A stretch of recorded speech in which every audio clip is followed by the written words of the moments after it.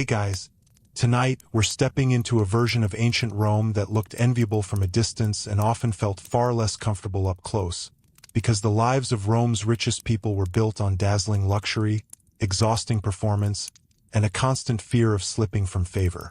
Before we settle in, let me know where you're watching from and what history topic you'd like me to cover next. And if you enjoy thoughtful, long-form history like this, a quiet like is a lovely way to support the channel. If you'd like more calm, intelligent journeys into the past, you're very welcome to subscribe. Now, to understand what life was really like for the filthy rich in ancient Rome, it helps to begin with a simple correction. Wealth in Rome was never just about comfort. It was about visibility. A Roman aristocrat did not merely want to live well. He wanted to be seen living in a way that confirmed his status, protected his family's reputation, impressed his rivals, pleased his clients, and reminded the wider city that he belonged near the summit of public life. That pressure shaped everything, from the layout of the house to the timing of meals, from the clothing on the body to the number of people waiting at the door before dawn. Modern viewers often imagine Roman wealth as an endless blur of marble, wine, soft cushions, and leisurely banquets. Some of that image is true, at least in part. There were villas overlooking bays of astonishing beauty, dining rooms decorated with painted gardens, silver dishes heavy enough to require servants at either end, and private baths that would have seemed miraculous to most people in the ancient world. But the deeper reality was less like a permanent holiday and more like a demanding social role played on an expensive stage. The rich Roman lived surrounded by beauty, certainly, but also by obligation, scrutiny, and a ceaseless need to convert private fortune into public importance. And so the day of an elite Roman often began not in peace, but in ritual. In the city of Rome itself, a man of high standing might wake before sunrise, not because he was especially disciplined in a modern sense, but because other people would soon begin arriving. These were clients, dependents, petitioners, political allies, men seeking small favors, legal assistance, recommendations, money, introductions, or simply the continued acknowledgement of a powerful patron. Roman society rested heavily on these personal hierarchies.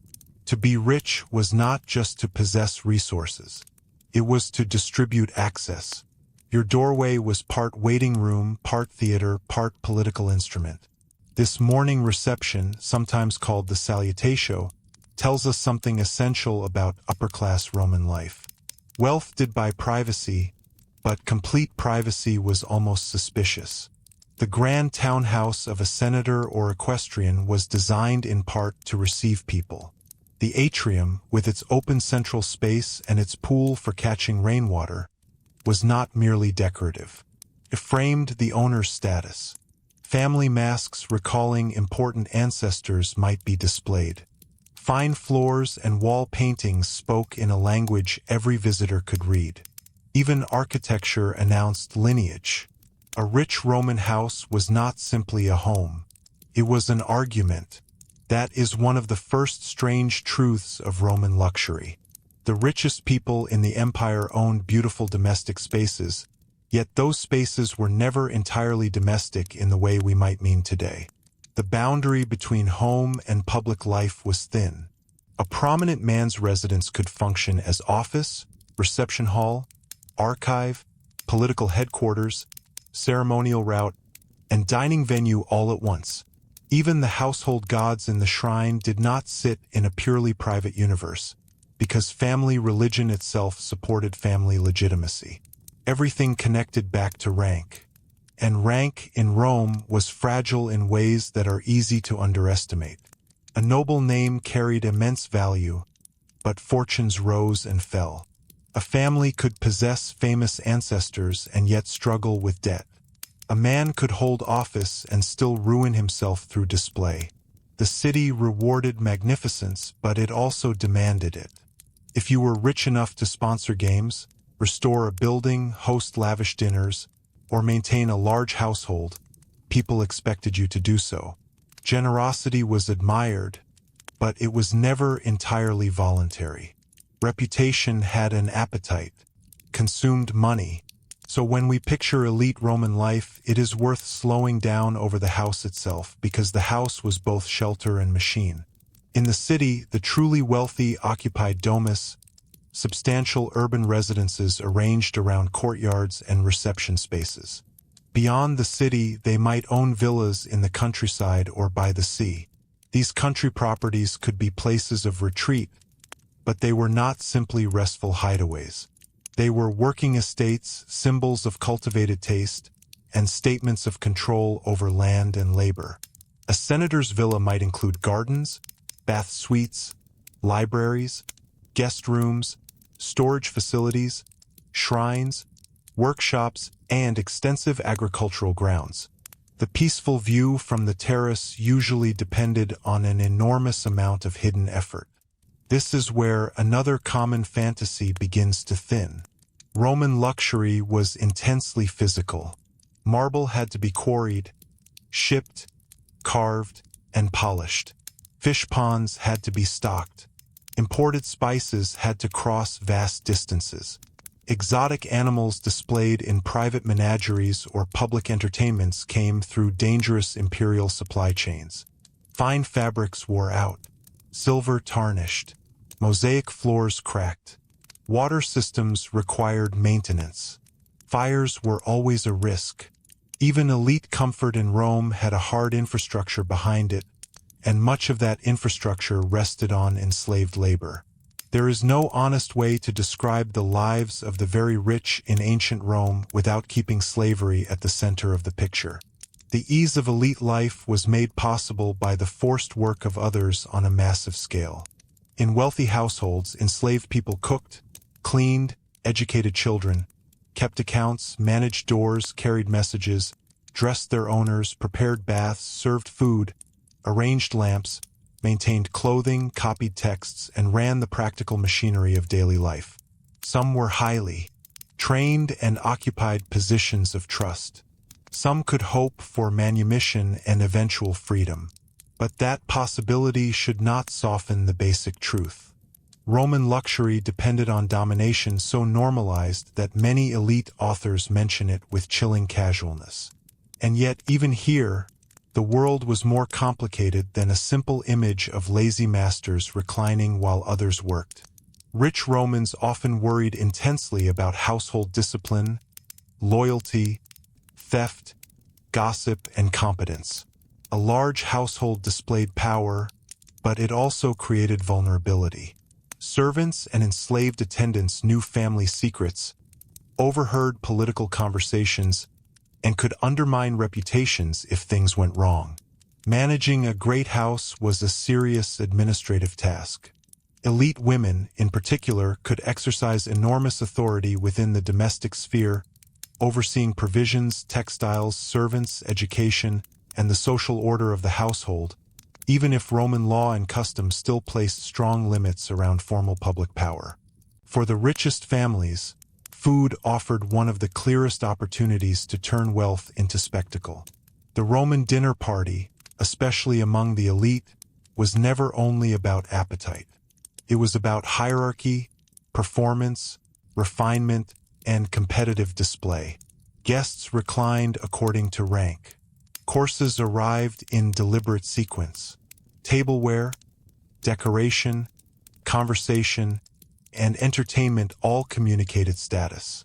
Hosts could flaunt access to rare ingredients from across the empire. Pepper from India, delicate fish sauces, dormice, oysters, imported wines, elaborate pastries sweetened with honey, and carefully prepared meats dressed to surprise the eye. Some hosts aimed for elegance. Others preferred excess. Roman moralists complained constantly about the latter, which usually tells us two things at once. Extravagance was real, and anxiety about extravagance was equally real. That anxiety matters because Roman elites did not agree on what wealth should look like. Some celebrated opulence openly. Others wrapped their consumption in the language of restraint, old virtue, and ancestral simplicity, even while living in houses their ancestors could scarcely have imagined. This contradiction ran deep in Roman culture. The Republic had left behind an ideal of stern moderation, of citizen farmers and disciplined public service. The empire, by contrast, generated immense concentrations of wealth and a taste for luxury on a scale that alarmed traditionalists. Many rich Romans wanted both worlds at once. They wanted splendid villas, but also the reputation of moral seriousness. They wanted Greek art, fine dining, and polished leisure, but they also wanted to sound like guardians of old Roman toughness.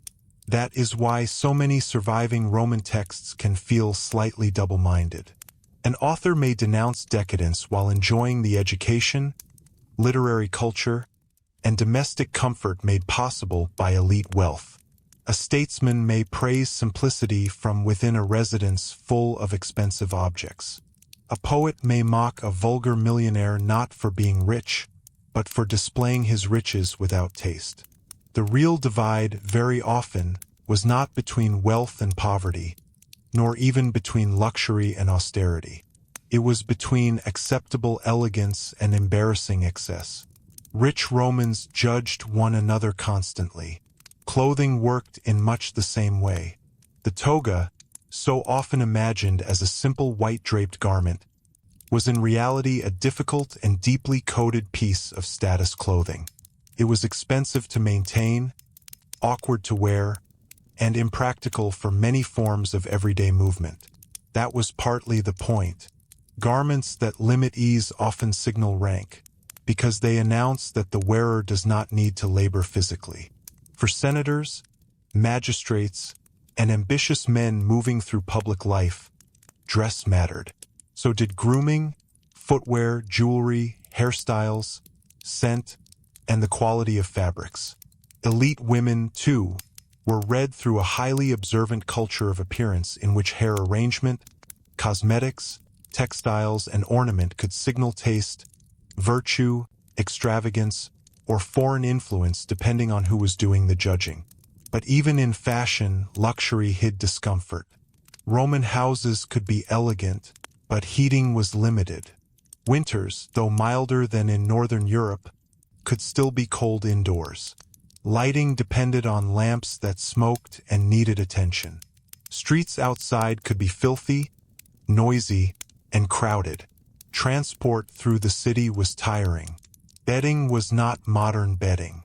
Bathing could be sumptuous, but hygiene was not a straight line of progress from ancient squalor to modern cleanliness. Wealth improved the experience enormously, yet did not remove the physical roughness of the ancient world. And perhaps that is the most useful thing to hold in mind as we move deeper into Roman upper-class life. Great wealth could transform a Roman's surroundings, diet, education, and influence, but it could not fully remove the instability of politics, the demands of reputation, the dependence on others, or the material inconveniences of the age. Luxury was real. So was strain. Behind the polished marble and painted walls stood a society asking its richest people not simply to enjoy their fortune, but to perform it convincingly every single day. And once that performance moved beyond the house and into the streets, the pressure only intensified.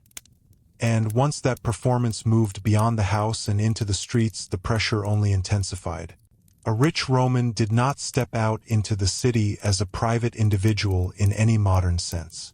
He stepped into a dense social landscape in which almost every movement could be interpreted. Who walked beside him mattered. Who greeted him mattered. Whether he moved on foot, in a litter, or with attendants mattered. The quality of his cloak, the cleanliness of his sandals, the restraint or extravagance of his manner, even the timing of his appearance in a public place could all carry meaning.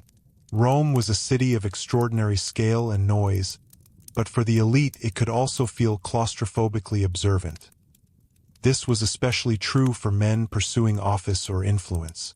In the Republic, public competition had been direct, fierce, and often dangerous. Under the emperors, the forms changed, but status competition never disappeared. It simply adapted to a world in which one man, the emperor, stood above the rest. that made aristocratic life in some ways even more delicate. A senator could still be magnificently wealthy, impressively educated, and socially important, but he now operated inside a political system where excessive prominence could be risky and insufficient prominence could be humiliating. The art of elite Roman life was not simply to shine. It was to shine at the correct brightness. That delicate balancing act shaped one of the great luxuries of the Roman upper classes: leisure. Roman writers often speak warmly of odium, a word usually translated as leisure, but better understood as cultivated time away from the rougher demands of public business. In the idealized version, odium meant reading, writing, philosophical conversation, literary composition, letter writing, estate management from a comfortable distance, and the refined enjoyment of gardens, artworks, and scenery. Sounds and sometimes was deeply attractive. Yet the Roman elite never entirely trusted leisure. Too much of it invited accusations of softness, idleness, Greek affectation, or moral decline. Roman culture admired cultivation, but it also revered seriousness. A nobleman might retreat to his villa with a library and sea views, but he had to remain legible as a man of substance rather than mere indulgence. That tension helps explain why elite Romans were so drawn to the countryside. The villa was not only a place to escape the city.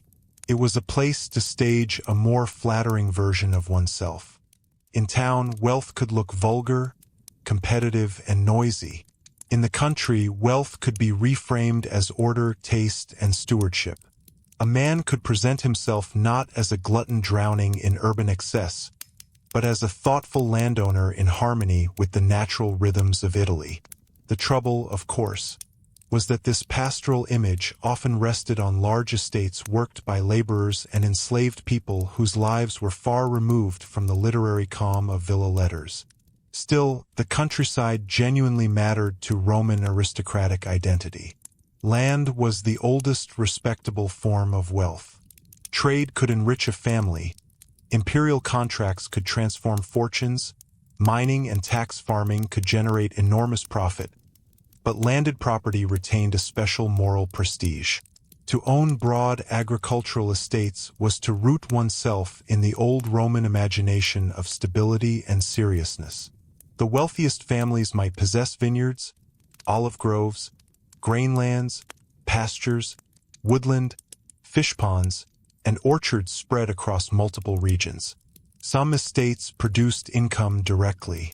Others served partly as status assets, proving scale rather than maximizing efficiency.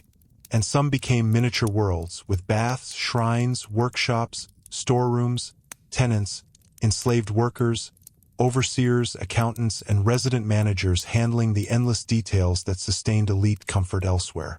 A Roman villa, then, was never just a lovely house in a lovely place. It was an instrument of wealth extraction, a social venue, a retreat, a literary backdrop, and a moral performance all at once. Guests might admire the porticos, the view across the water, the cool dining room arranged for summer breezes, or the heated bath suite prepared for winter. They might stroll through gardens shaped by careful landscaping, past statuary that announced education and taste, and pause in libraries stocked with Greek and Latin works that advertised refinement as clearly as any mosaic floor. But behind the stillness lay a great deal of orchestration.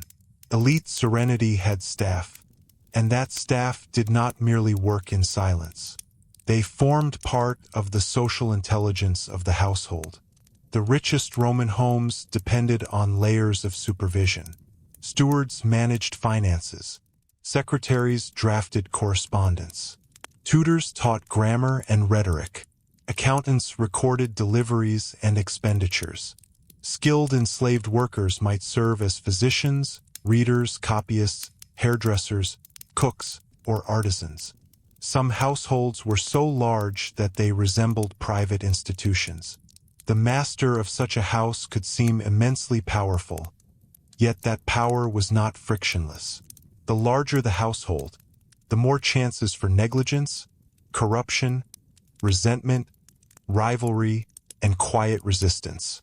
Roman sources occasionally reveal just how anxious elite owners could be about domestic order.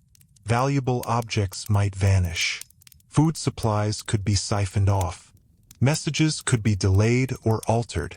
Family tensions could become household gossip with surprising speed. Children of the elite were raised under the eyes of people who were legally subordinate but practically influential. Wives and husbands navigated both intimacy and status within spaces crowded by attendants.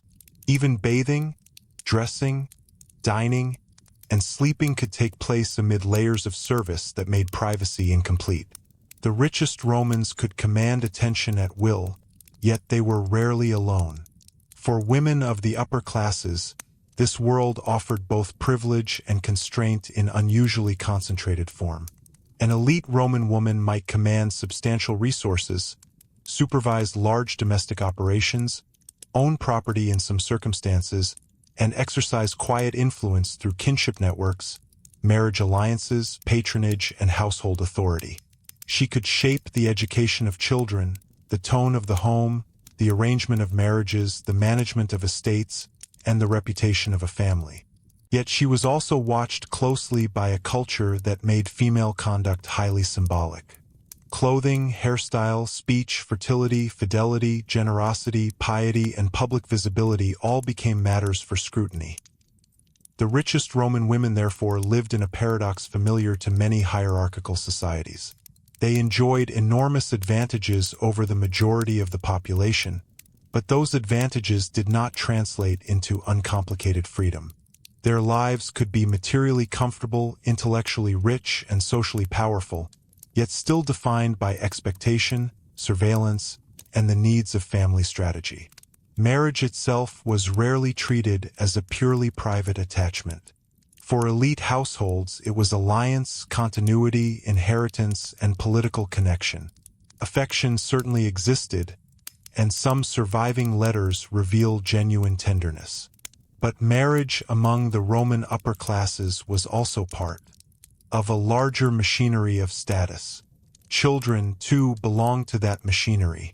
To be born into one of Rome's richest families was to enter a world of immense opportunity and carefully managed pressure. Boys of elite birth were prepared for rhetoric, law, literature, public life, and the weight of ancestry.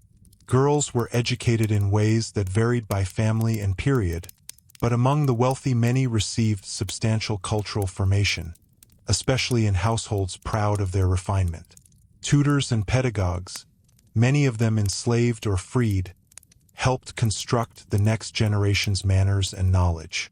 Childhood could be privileged, but it was never free from the family project. A Roman child of rank grew up inside a narrative already written in part by dead ancestors. This devotion to ancestry is one of the most revealing features of Roman aristocratic life. The filthy rich of Rome did not think of themselves simply as isolated individuals who had succeeded. They understood themselves as inheritors and transmitters. Portraits, funeral customs, inherited names, marriage alliances, and public memory bound the living to the dead. To belong to a great family meant carrying not only advantages but obligations. One had to preserve dignity, defend standing, add to prestige, and avoid disgrace. This could produce pride, but also a chronic sense of being measured against those who came before. And if reputation was the invisible architecture of Roman wealth, public generosity was one of its most visible pillars. Rich Romans were expected to spend. They financed temples, porticos, baths, roads, festivals, religious ceremonies, distributions of food, public entertainments, and local improvements. In cities across the empire, local elites gave buildings and spectacles as a way of converting private money into public honor. This practice, often called euergetism by modern historians, was central to elite identity. A wealthy Roman did not merely hoard. He displayed civic usefulness. Yet this generosity was never pure charity in the modern sense. Gifts bought gratitude, influence, memory, inscriptions, statues, applause, and social leverage. A man might endow a public bath not simply because he loved his fellow citizens, but because he wanted his name attached to stone, routine, and civic pride. Another might sponsor games to outshine a rival. An ambitious local notable in a provincial town might pay for a building partly to bind the community to his family for generations. Public giving was moral theater, but it also worked. Cities benefited from it. Elites benefited from it. Roman inequality was not softened exactly, but it was made more publicly legible and, in a sense, more tolerable through repeated acts of display. No display, of course, was more famous than the games. For the very rich, games were both entertainment and political currency. Sponsoring spectacles could bring enormous prestige, but also terrifying cost. Gladiatorial contests, beast hunts, theatrical performances, and chariot racing drew mass attention because they compressed Roman values into a vivid form. Power, hierarchy, endurance, discipline, danger, and communal emotion. The elite sat closer to the action than the poor did. Seating itself reflected rank. But the wealthy were not merely viewers. They were often organizers, financiers, or patrons of the events that gave Rome much of its public drama. This is another place where modern assumptions need a little slowing down. The richest Romans were not always floating above the masses in serene detachment. They were deeply entangled with popular expectations. Crowds mattered. Applause mattered. Public mood mattered. Even emperors could not ignore that for long. Great fortunes allowed elite Romans to command space, but they also drew them into a constant negotiation with urban audiences. Sponsoring grain distributions, games, banquets, or buildings was not only generous or vain. It was a way of managing visibility in a city where resentment could become politically significant. And nowhere did visibility become more dangerous than at the imperial court. If life for a wealthy senator in the Republic had been shaped by competition among peers, life for the wealthy under the empire could become distorted by proximity to the emperor. Court life promised access, advancement, honors, lucrative marriages, governorships, and imperial favor. It also invited jealousy, rumor, dependence, and sudden ruin. Under suspicious or unstable emperors, the richest and most prominent Romans could find themselves in an impossible position. To seem aloof might look disloyal. To seem eager might look ambitious. To possess too much wealth might draw confiscation. To speak too freely could be fatal. This is one reason Roman literature of the early empire often carries a faint undertone of caution even when discussing comfort. Men of rank had much to enjoy, but they also lived beneath a political sky that could darken quickly. Exile was real. Forced suicide was real. Seizure of property was real. Wealth provided buffers, connections, and options, yet it also made one more visible. The emperor needed magnificent subordinates and feared them at the same time. For some, the answer was careful conformity. For others, strategic withdrawal. For a few, dazzling risk. None of these paths guaranteed safety. The imperial household itself revealed Roman luxury at its most extreme and most unstable. The palaces on the Palatine were not simply oversized homes.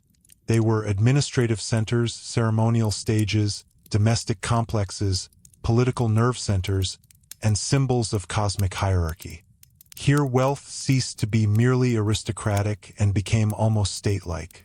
Precious materials, elaborate dining culture, private gardens, domestic shrines, libraries, audience halls, fountains, and engineering marvels all converged in spaces meant to impress and control. To be close to that world was intoxicating. It was also exhausting. Court society could consume attention, money, dignity, and sleep.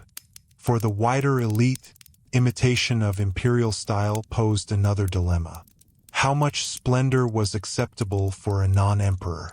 A villa too grand, a dining service too magnificent, a retinue too conspicuous, an imported luxury too ostentatious, and admiration could slide into criticism. Roman society admired wealth, but it disliked the wrong performance of wealth. That line shifted constantly. Taste became a kind of armor. The ideal rich Roman did not merely spend. He spent in a way that suggested judgment.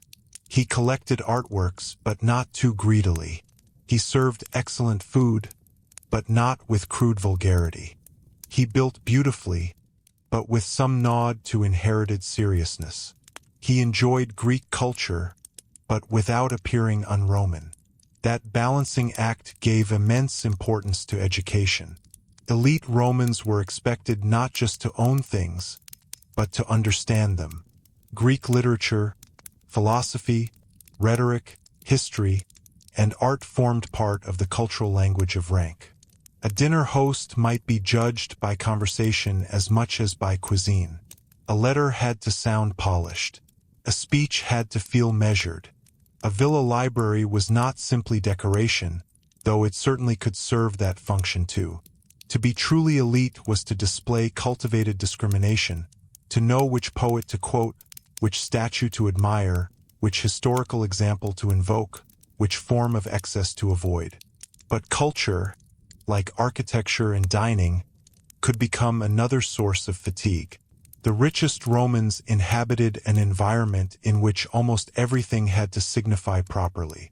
Meals signified, gifts signified, marriages signified, reading signified, travel signified, mourning signified, piety signified, even rest signified.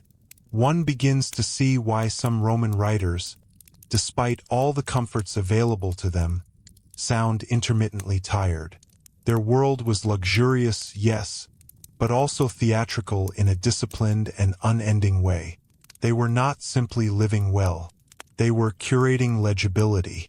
And still, for all that strain, the rewards were genuine. To recline in a cool room during high summer while water murmured in the courtyard, to dictate letters after a bath, to hear poetry read aloud among cultivated guests, to look out from a terrace over vineyards or a glittering bay, to possess books, influence, household order, legal protection, imported delicacies, and the deference of others. These were forms of privilege most inhabitants of the Roman world could scarcely imagine. The danger is not that we overstate Roman luxury, but that we misunderstand what kind of luxury it was. It was not freedom from pressure. It was life elevated materially and constrained socially at the same time. And perhaps nowhere did that contradiction appear more vividly than in the Roman bath, that famous emblem of civilized comfort, where cleanliness, sociability, display, and status met in one of the empire's most characteristic institutions. For the richest Romans, the baths could be a pleasure, a habit, a business opportunity, a social stage, and yet another arena in which even relaxation had rules. And perhaps nowhere did that contradiction appear more vividly than in the Roman bath, that famous emblem of civilized comfort, where cleanliness, sociability, display, and status met in one of the empire's most characteristic institutions. For the richest Romans, the baths could be a pleasure, a habit, a business opportunity, a social stage, and yet another arena in which even relaxation had rules. To a modern imagination, the bath can sound like one of the clearest advantages of Roman wealth, and in many ways it was. Warm rooms, hot water, oils, massage, exercise courts, steam, conversation, and carefully managed routine offered a form of bodily ease that many other ancient societies could not match at the same scale.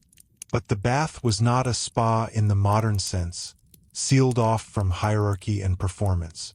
A rich Roman entered it carrying his status with him. Public baths in the Roman world varied enormously, from modest local establishments to grand complexes attached to emperors and cities. The truly wealthy might also enjoy private bath suites in their urban homes or country villas, where they could control the company, the pace, and the atmosphere. Yet even then, Private bathing remained partly a sign of distinction precisely because public bathing was such a deeply shared Roman institution. Baths were one of the few places where the broad social world became visible in layers. People moved through changing rooms, exercise areas, warm rooms, hot rooms, and cold pools in patterns shaped by custom, wealth, and timing. Elite visitors were rarely anonymous. They arrived with attendants, with oils and cloths, with men to carry their belongings, perhaps with friends or political allies. Even here, where the body was supposed to be restored, one was being seen. The sensory world of the bath was not always as serene as later fantasy suggests. There was noise, shoes scraping stone, voices echoing under vaulted ceilings, merchants calling, water splashing, bath attendants moving quickly from one task to the next.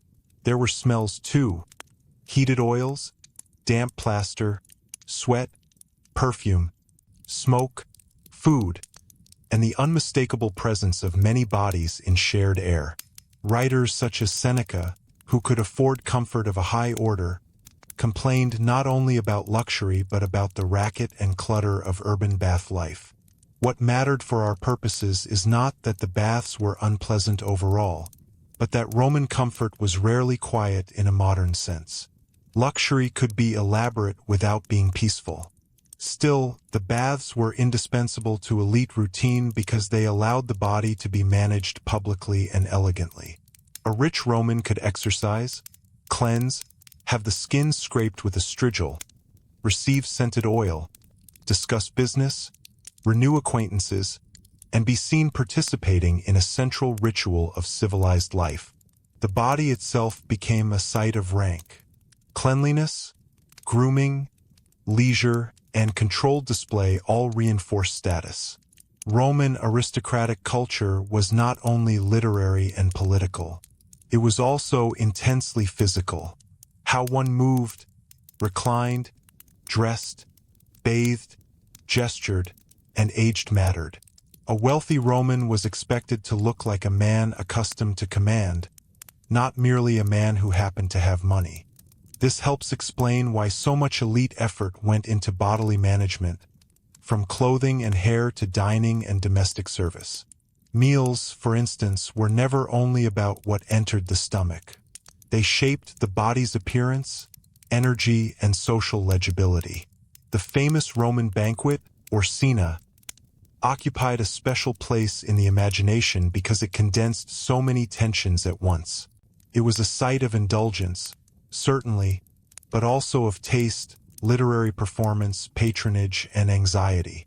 To host well was difficult.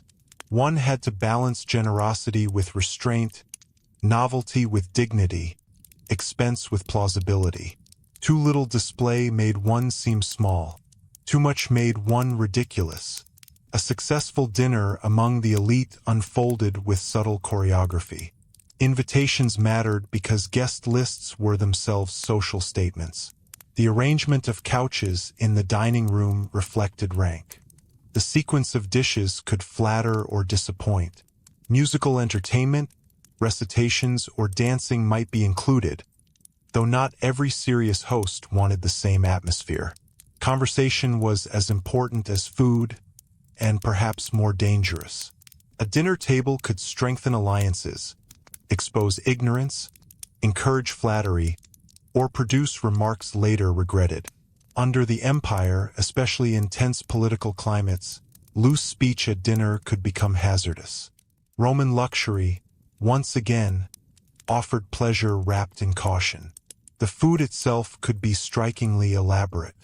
The wealthiest households had access to ingredients from astonishing distances, brought by maritime trade and imperial networks that linked the Mediterranean to North Africa, the Near East, India, and beyond. Pepper, so ordinary on many modern tables, was in Roman elite dining a marker of reach and cost. Fine wines circulated through systems of storage and reputation. Fish sauces of differing quality seasoned many dishes. Cooks could shape foods into visual tricks, disguising one item as another or arranging platters to produce theatrical surprise. Guests might be offered shellfish, game, orchard fruits, pastries, cheeses, and richly sauced meats in combinations designed to communicate abundance and control. But here the Roman moral imagination enters again, because no matter how much the elite enjoyed these refinements, they also distrusted appetite. A host who delighted his guests could be praised. A host who appeared enslaved to luxury could be mocked. Roman satire repeatedly returns to this theme, not because everyone was modest, but because elite society worried about the social meaning of visible excess. Eating too crudely, serving too extravagantly, preferring luxury too openly, or boasting too much of imported delicacies could all turn wealth into vulgarity. The wealthy of Rome did not merely consume. They consumed under judgment, and their ideal self-image remained curiously stern even amid abundance. One of the stranger details of this world is that luxury often hid discomfort in very literal ways. Reclining for dinner, which to many modern people sounds wonderfully relaxed, was not necessarily comfortable for hour after hour in formal dress and careful company. Rich sauces and heavy courses could burden the body. Dining rooms designed for summer coolness might still depend on servants, ventilation, and timing to function properly. In winter, heating remained limited and uneven. Lamplight softened interiors beautifully, but also smoked and flickered. The expensive vessel on the table might be silver, but the room around it was still part of an ancient environment without the quiet, temperature control, or sanitation many people now take for granted. The Roman elite could beautify life magnificently. They could not modernize it. And yet that very limitation may be why their luxury remains so evocative. It was luxury wrestled from a stubborn world. To cool a room, to scent a bath, to keep garments brilliant, to preserve wine, to transport marble, to maintain libraries against damp and insects, to light a house after sunset, to feed guests with fresh seafood inland, to irrigate gardens, to heat bathing rooms, to move letters quickly, to secure medical help, to educate children in multiple traditions. All of this required systems, people, money, and planning. The rich Roman was cushioned, yes, but never detached from logistics. Comfort had muscle behind it. Medicine offers a revealing case. Elite Romans had far better access to care than the poor did. They could summon physicians, many of them Greek-trained or Greek-speaking, and afford remedies, diet management, rest, attentive nursing, and time away from labor. They could recover in country villas, adjust routines, and purchase imported substances believed to help. Yet their bodies remained vulnerable to a world of infectious disease, uncertain diagnosis, recurring fevers, digestive distress, chronic pain, injury, childbirth danger, and the limits of ancient knowledge. Wealth improved survival chances in some situations, but it did not create immunity. A rich Roman house could contain exquisite art and still be one illness away from panic. This vulnerability made religion and ritual deeply important even among the highly educated. The wealthy sacrificed, consulted, sponsored temples, maintained domestic shrines, and participated in ceremonial life not simply out of superstition in a crude sense, but because Roman society saw right relations with the divine as part of right order itself. Piety supported legitimacy. Ancestral cult, household gods, public ritual, omens, vows, and offerings helped stabilize a world in which fortune remained unpredictable. The elite did not think of religion as separate from status. It was woven into domestic routine, public office, military success, fertility, inheritance, and the moral reputation of the family. A mourning in a great house could therefore move fluidly from practical management to sacred observance.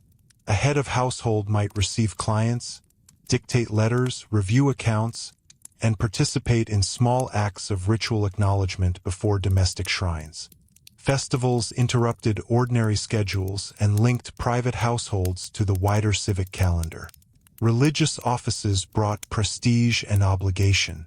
Elite women played visible roles in some forms of domestic and public piety. Even emperors, who reshaped the sacred landscape in dramatic ways, depended on ritual language to support power. Wealth made these acts more splendid. It did not make them less serious. Travel, too, reveals both the privilege and the strain of high status. The very rich could travel with a freedom unavailable to most inhabitants of the empire. They moved between townhouses, villas, provincial estates, administrative posts, and coastal retreats. They used road networks maintained by Roman power, sailed maritime routes connecting major ports, and could afford litters, animals, servants, provisions, and secure lodging. Travel letters from the Roman elite sometimes convey pleasure in scenery, hospitality, and cultivated withdrawal from the city.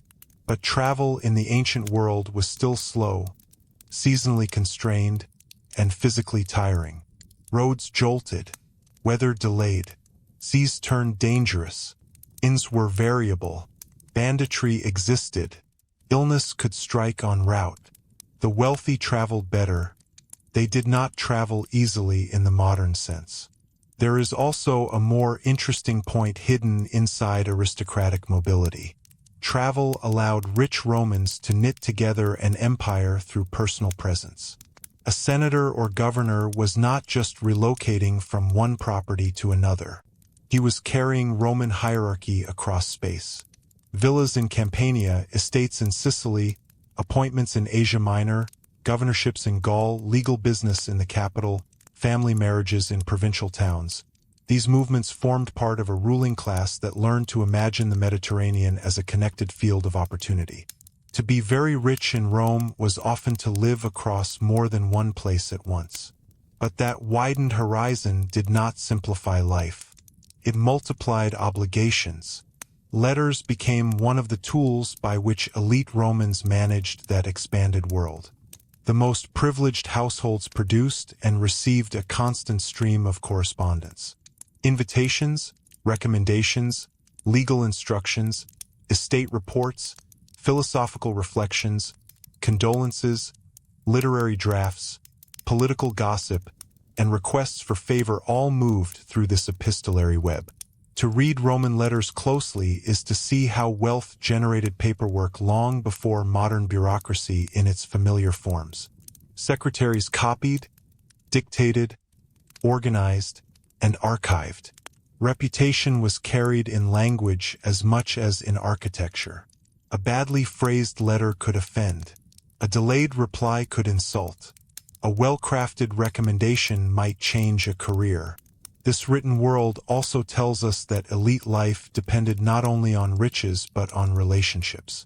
No one, however wealthy, stood entirely alone. Patrons needed clients, clients needed patrons, families needed allies, magistrates needed support, provincial communities needed advocates, and even emperors needed networks of administrators and companions. The rich Roman household was therefore a node in a larger chain of dependency. Money could strengthen those ties, but it could not replace them. One had to know whom to honor, whom to cultivate, whom to marry, whom to forgive, whom to avoid, and whom to fear. Social intelligence was a survival skill. The same was true of law.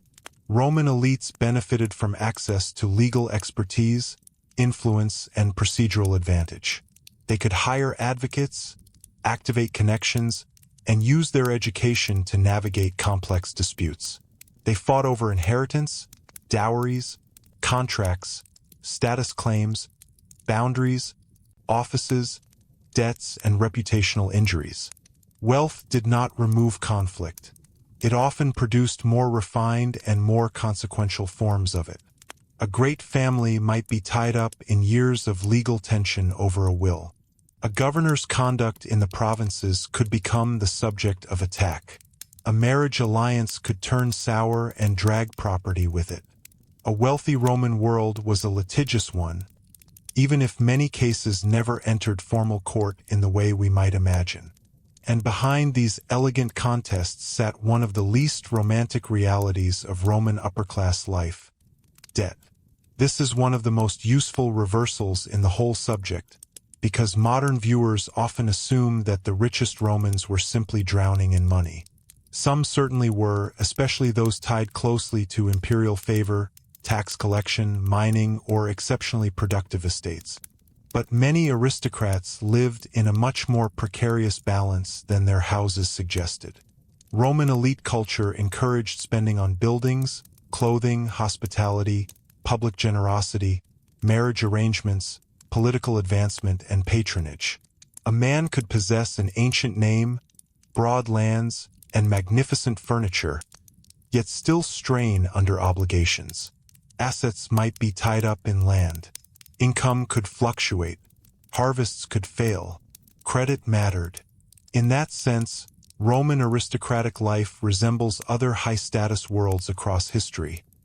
It was entirely possible to look magnificent while feeling financially cornered. The performance had to continue because losing visible rank could be socially catastrophic. A reduced household, a neglected villa, a poor marriage portion, an inability to host properly, or failure to fund expected generosity might expose weakness. And weakness in a competitive honor culture did not remain private for long. This is one reason new money could be both admired and resented. Those whose wealth came recently through trade, imperial administration, freedmen's success, or court favor could sometimes outspend older families, forcing everyone to renegotiate what counted as proper grandeur. Roman writers loved to sneer at these nouveau riches, but their sneers are revealing.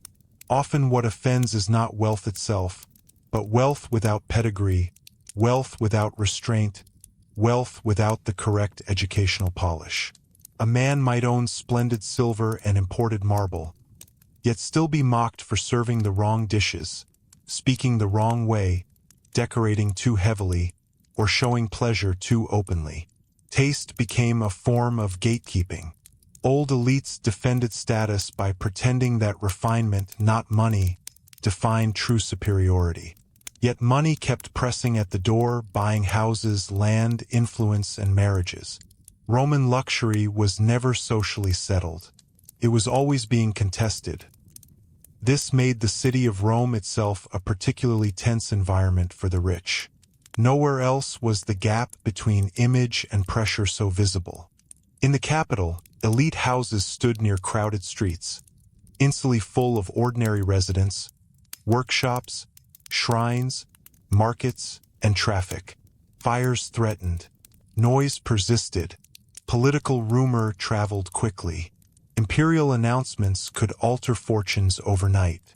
A man might dine under painted ceilings in the evening and wake to a city buzzing with fresh danger by dawn. The richest Romans often sought relief in the country not simply because it was beautiful, but because Rome made wealth feel public in an exhausting way. Yet they always returned because Rome remained the center of gravity.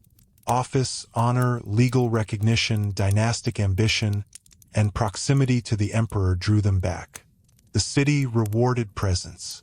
To be absent too long could mean slipping from relevance. To be present too visibly could invite jealousy.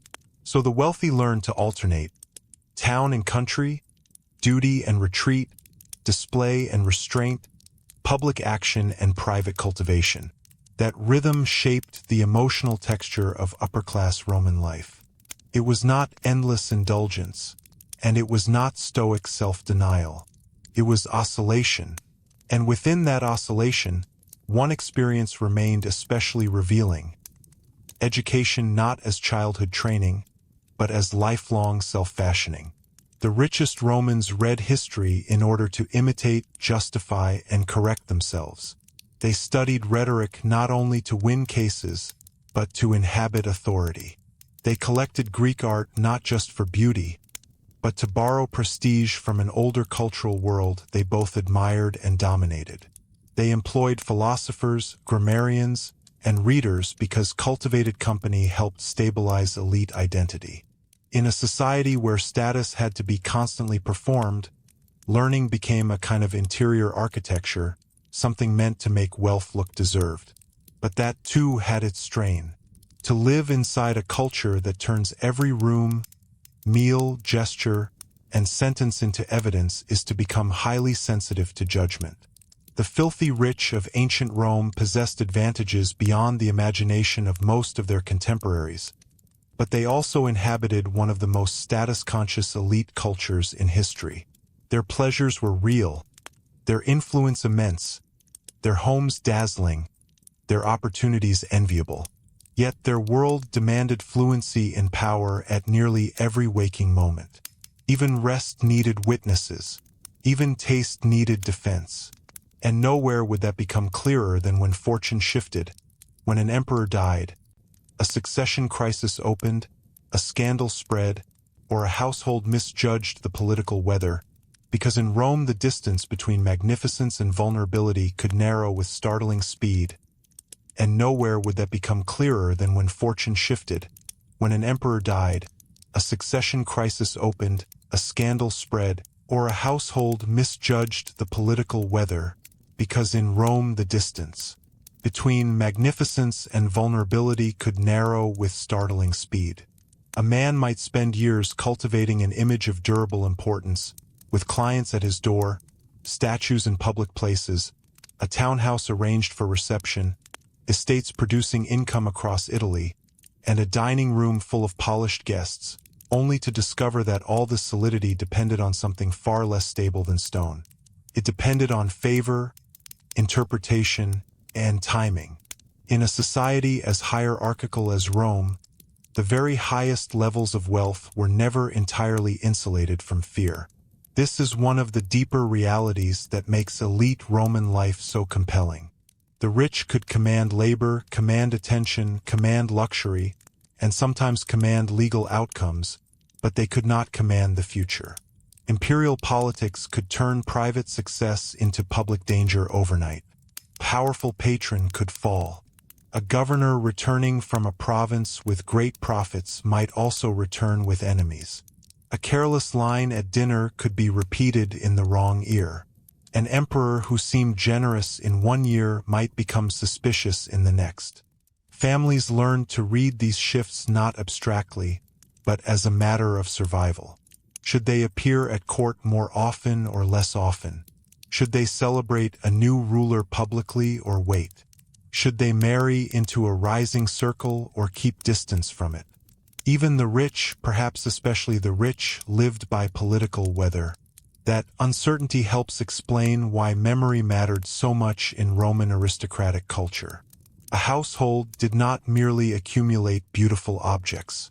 It accumulated precedents, warnings, and stories. The disgrace of an uncle, the triumph of a grandfather, the confiscation of a rival's property, the fortunate marriage that restored a line, the ill-judged alliance that destroyed another. These did not fade into background family lore. They remained active lessons. Roman wealth was intergenerational in both material and psychological terms.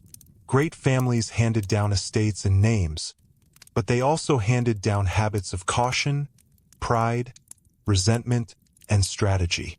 To be born into great privilege in Rome was to inherit a script partly written in anxiety. And yet this anxious world could still appear almost impossibly splendid to outsiders. If you were not part of the elite, the visible signs of Roman wealth were astonishing. Processions through the city, fine litters, richly dressed attendants, jeweled ornaments, imported marbles, elite funerals, private gardens, painted halls, table silver, literary circles, beautifully produced clothing, and secure country houses all marked a distance from ordinary life that most inhabitants of the empire would never cross. The poor crowded into Insulae, risked fire and instability, worked long hours, and lived close to hunger, disease, and uncertainty. Against that backdrop, the upper classes did indeed inhabit another world. The danger is not in denying their luxury, but in mistaking luxury for ease. One of the most telling places to see this contrast is in the Roman relationship to time. The poor rarely owned much of their own time. Work, survival, dependency, and urban pressure dictated the rhythm of the day. The rich, by contrast, could buy time away from direct labor. They could read in the afternoon, They could travel seasonally. They could receive philosophers. They could spend hours on correspondence, patronage, and cultivation rather than on immediate subsistence. This freedom from necessity was perhaps the greatest luxury of all. But because Roman elite society demanded that even leisure serve reputation, time itself became curated. One did not simply have free time. One was expected to use it properly. A well-born Roman male, especially one with political ambitions or family obligations, could not easily disappear into private pleasure without inviting criticism. He might rest at his villa, but he should ideally be seen reading serious works, composing letters, managing estates, or engaging in dignified conversation. He might enjoy the sea breeze, but not seem absorbed in idleness. He might host literary friends, but not neglect civic obligations. This was part of Rome's enduring discomfort with luxury. The elite wanted the fruits of empire while continuing to praise the older virtues of discipline, public service, and masculine restraint. So they invented again and again ways to make privilege look morally productive. The villa library becomes especially meaningful in that light. To stock one's shelves with Greek and Latin works was not merely a sign of education, though it certainly was that. It was also a way of giving leisure a respectable shape. Reading history, philosophy, rhetoric, and poetry allowed elite Romans to present themselves not as soft consumers of comfort, but as custodians of civilization. The image is familiar from letters written by figures like Pliny the Younger, who delights in describing the arrangement of villas, the views, the routines of reading, the pleasures of literary company, the management of time. Yet even in these polished self-portraits, one senses effort. Leisure is being defended. It is being described carefully so that it appears serious. This seriousness extended into speech itself. Conversation among the Roman upper classes could be elegant and genuinely stimulating, but it was also a field of subtle competition. Wit mattered. Knowledge mattered. The ability to quote appropriately, judge art, speak persuasively, and respond with measured tact all contributed to the social texture of elite life. Dinner conversation, correspondence, legal pleading, and public speaking were not separate skills. They belonged to the same world of cultivated self-presentation. The richest Romans did not simply by distinction. They trained for it, rehearsed it, and inherited standards for it. A man who dined magnificently but spoke coarsely might still be dismissed as lacking true refinement. This is one reason why education could be both privilege and pressure. Boys of elite households were drilled in grammar, rhetoric, literature, and often Greek from an early age. They learned how to structure arguments, remember examples from history, adopt the right tone, and move gracefully through high-status settings. Their bodies, voices, and ambitions were shaped toward public life. Failure under such conditions could feel severe because it was never just personal disappointment. It reflected on the household, the ancestry, and the future of the line. Elite Roman life offered ladders, but those ladders stood in full view. For daughters of the elite, the pressures were configured differently but were no less real. Roman aristocratic women could be highly educated, socially influential, and economically significant within family strategy. Some managed estates, supervised extensive households, commissioned works, and influenced networks of kin and patronage in ways that formal public office did not capture. But they were judged through a moral vocabulary that made every visible choice potentially meaningful. Modesty, fertility, style, piety, self-command, generosity, and marital conduct all shaped reputation. The richest women in Rome could wear exquisite fabrics and command domestic systems of remarkable scale, yet they did so under close symbolic scrutiny. Wealth widened their reach and sharpened the gaze upon them at the same time. If one wants to see how Roman wealth reached into almost every corner of life, funerals provide a vivid example. Death, for the rich, was never merely private grief. It was a final public statement. Processions, ancestral masks, orations, monuments, inscriptions, and the careful preservation of memory turned aristocratic death into civic theater. The family used death to remind the city who they had been, who they still were, and why their name deserved continuity. Tombs could be elaborate. Eulogies could reshape reputations. A noble funeral gathered together wealth, ancestry, display, and competition in one solemn scene. Even mourning in Rome could serve status. And yet here again the ancient world interrupts the fantasy of polished control. Death was common, unpredictable, and often early. Children died. Women died in childbirth. Disease swept through households. Men in their prime vanished through fever, accident, or politics. The richest families could build magnificent tombs and commission superb memorial art, but they could not solve the brutal demographic realities of the ancient world. That fragility gave Roman luxury a slightly haunted quality. Great houses were full of lineage because lineage was always under threat. Families invested so much in memory because mortality was not theoretical. It pressed constantly against the edges of privilege. This helps us understand why adoption could become such an important tool among the elite, especially when inheritance and continuity were at stake. Roman families were intensely concerned with transmitting name, property, office, and cult. If biological succession seemed uncertain, legal and social mechanisms could preserve the line. Adoption among the upper classes was often less about sentiment than about structure. It secured property, reinforced alliances, and protected status across generations. But that, too, reminds us that Roman wealth was not static treasure sitting in chests. It was a system of continuity that required active maintenance. Bloodline, law, memory, and property had to be fitted together, sometimes awkwardly, to keep a house great. There is a quieter aspect of elite life worth lingering over as well. Sound.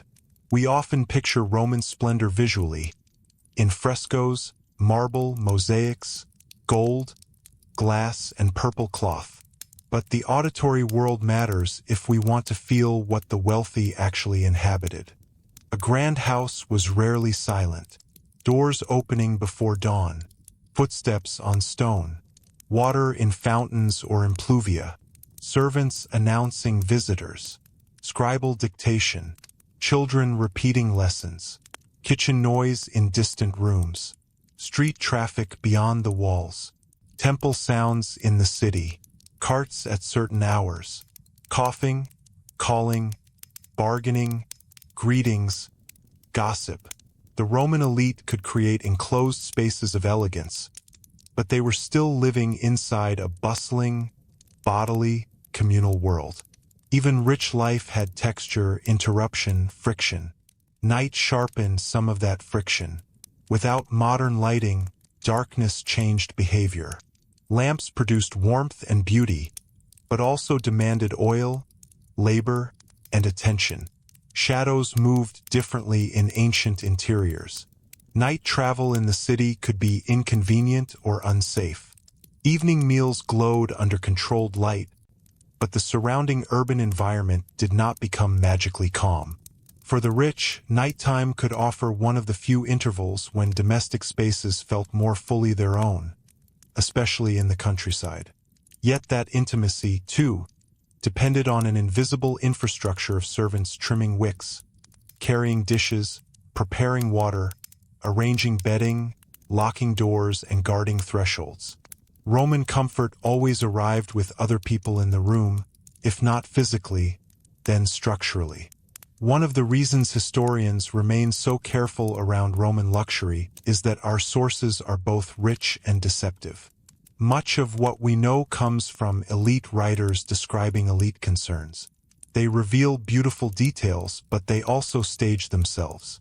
A letter praising country quiet may conceal ambition. A satire attacking vulgar luxury may itself be a luxury artifact, written by someone who knows the fine points of the world he claims to despise. A moral treatise on moderation may come from a household of enormous means. This does not make the sources useless. Quite the opposite. It makes them more revealing because their anxieties tell us what upper-class Romans were trying to defend about themselves. And what they were trying to defend very often was dignity amid abundance. Rome's elite could no longer credibly pretend to live like rough early Republic farmers, yet the memory of that ideal remained powerful. So they constructed a compromise identity. They embraced wealth, but preferred to present it as disciplined. They enjoyed beauty, but spoke the language of moderation. They built villas of considerable opulence, yet praised simplicity in furnishings, views, or personal routine. They dined with sophistication, yet condemned gluttony. They read philosophy while surrounded by enslaved attendants. They were, in other words, perfectly capable of living inside contradiction. Indeed, contradiction was one of their defining skills. The emperor's court amplified these contradictions further. To be extraordinarily rich outside the court was impressive. To be extraordinarily rich near the court was perilous. Imperial favor could raise freedmen, military men, provincial families, or older aristocrats to astonishing levels of wealth. Palaces, patronage, office, marriage, gifts, and imperial appointments could transform a household within a generation. But what came by favor could vanish by favor as well. Confiscation was not only a punishment.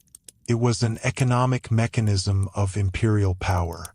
The emperor could humble wealth precisely because imperial wealth was greater still. This made imperial Rome a place where social climbing and social fear coexisted at the highest levels. New fortunes entered old neighborhoods. Freedmen associated with the imperial household could wield influence that infuriated traditional elites. Provincial magnates entered Roman society through office and marriage. Old senatorial names still carried great prestige, but prestige now competed with access. In such an environment, every visible sign of luxury became politically charged. Was that villa an old family possession or a recent acquisition through imperial favor? Were those silver services ancestral or newly purchased? Was that marriage respectable, strategic, desperate, or brilliant? Roman society read wealth like text. And because wealth was readable, consumption itself became a language of alliance and rivalry. Gifts mattered enormously. To send the right present, host the right guest, fund the right project, lend money at the right moment, or support a dependent's career could strengthen an entire network. The wealthy did not simply buy beautiful things for themselves. They used resources to bind others. Dowries were part of this world. So were inheritances, legacies, loans, and patronage. Material life among the elite was fluid. Objects moved through social relationships. So did money. A rich Roman household was not a sealed vault. It was a hub of circulation, which means that accounting, however unromantic it sounds, sat very close to the heart of aristocratic existence. Stewards kept tallies. Estate managers reported yields. Household expenses had to be tracked. Debt obligations had to be handled. Construction projects swallowed money. Marriages required calculation. Provincial posts created opportunities for gain and risks of scrutiny. A senator reclining elegantly at dinner might still spend part of his morning reviewing the practical health of far-flung properties. Roman luxury wore a silk or woolen outer garment, but beneath it there was always bookkeeping. That practical underside becomes especially visible when we consider food supply. To keep a great household functioning required constant provisioning.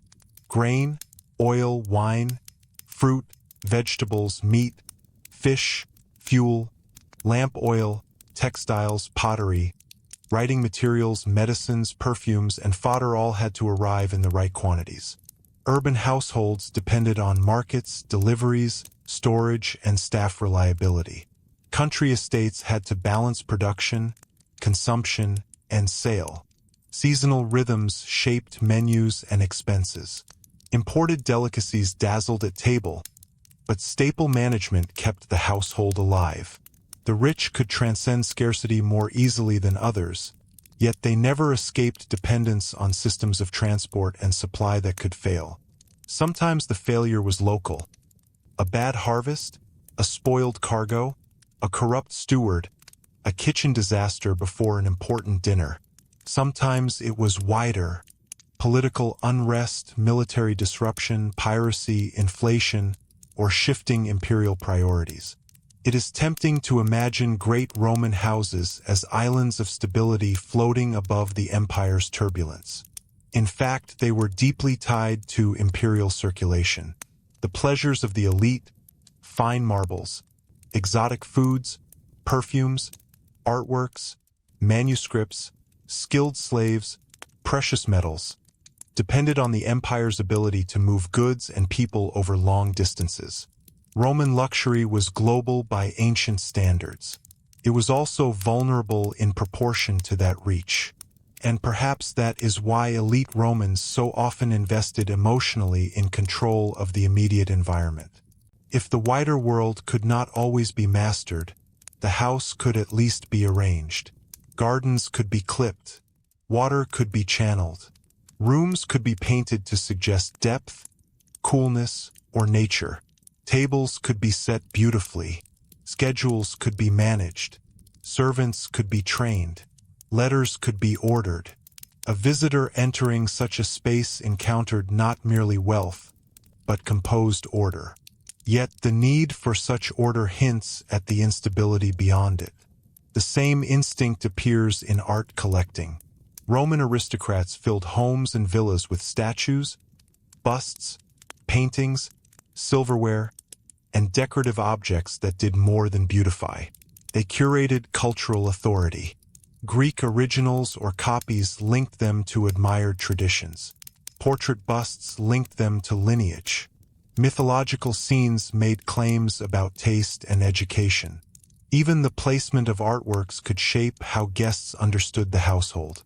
To walk through an elite Roman residence was to move through a carefully assembled argument about who lived there and why they mattered. But arguments can be challenged. Tastes changed. Moral criticism followed display. Political fortunes shifted. A house that once advertised stable dignity could later look like the leftover shell of a fallen family. An art collection could be inherited, dispersed, confiscated, or sold. A dining room that hosted governors and poets in one decade might stand quieter in the next. Roman wealth was magnificent, but it was also temporal. It moved through time with all the insecurity that implies. And that insecurity became especially sharp when elites had to pass from performance into real test. When the city turned restless, when the emperor demanded loyalty in forms no one had expected, when taxes, lawsuits, rumors, and inheritance disputes converged, and when a household that had spent years mastering the art of display had to discover whether display was enough. And that insecurity became especially sharp when elites had to pass from performance into real test. When the city turned restless, when the emperor demanded loyalty in forms no one had expected, when taxes, lawsuits, rumors, and inheritance disputes converged, and when a household that had spent years mastering the art of display had to discover whether display was enough. Very often, it was not. Roman aristocratic life was built on symbols, but symbols had to be backed by resilience. Liquid money when credit tightened, allies when accusations spread, family cohesion when wills were contested, and political instinct when the center of power shifted. A magnificent house could impress visitors, but it could not argue a court case by itself, calm an emperor's suspicion, or reconcile hostile relatives after a death. Inheritance, in particular, exposed the inner vulnerability of elite wealth. Roman families cared intensely about succession because succession was where status either continued gracefully or began to fracture. A rich man might die leaving properties, outstanding debts, clients, a widow, children of different ages, freedmen with expectations, enslaved staff who understood the household better than the heirs, and a will whose wording could shape the next generation's entire future. The death of the paterfamilias, the legal and symbolic head of the family, was not merely emotional. It was administrative, social, and sometimes explosive. Who inherited what, who controlled dowries, which son received prominence, whether daughters were protected, whether a second marriage complicated the line, whether an adopted heir displaced a natural one. These questions could transform a grand household into a tense legal battlefield. The Roman elite, for all their love of dignity, were perfectly capable of bitter dispute when property was at stake. Wealth had to be translated from one life into another through law, and law invited interpretation. A carefully drafted will might still produce resentment. A badly drafted one could invite ruinous contention. Benefactions to friends, clients, temples, or former slaves could anger blood relatives. Guardianship over young heirs could become a prize in itself, because it implied influence over future wealth.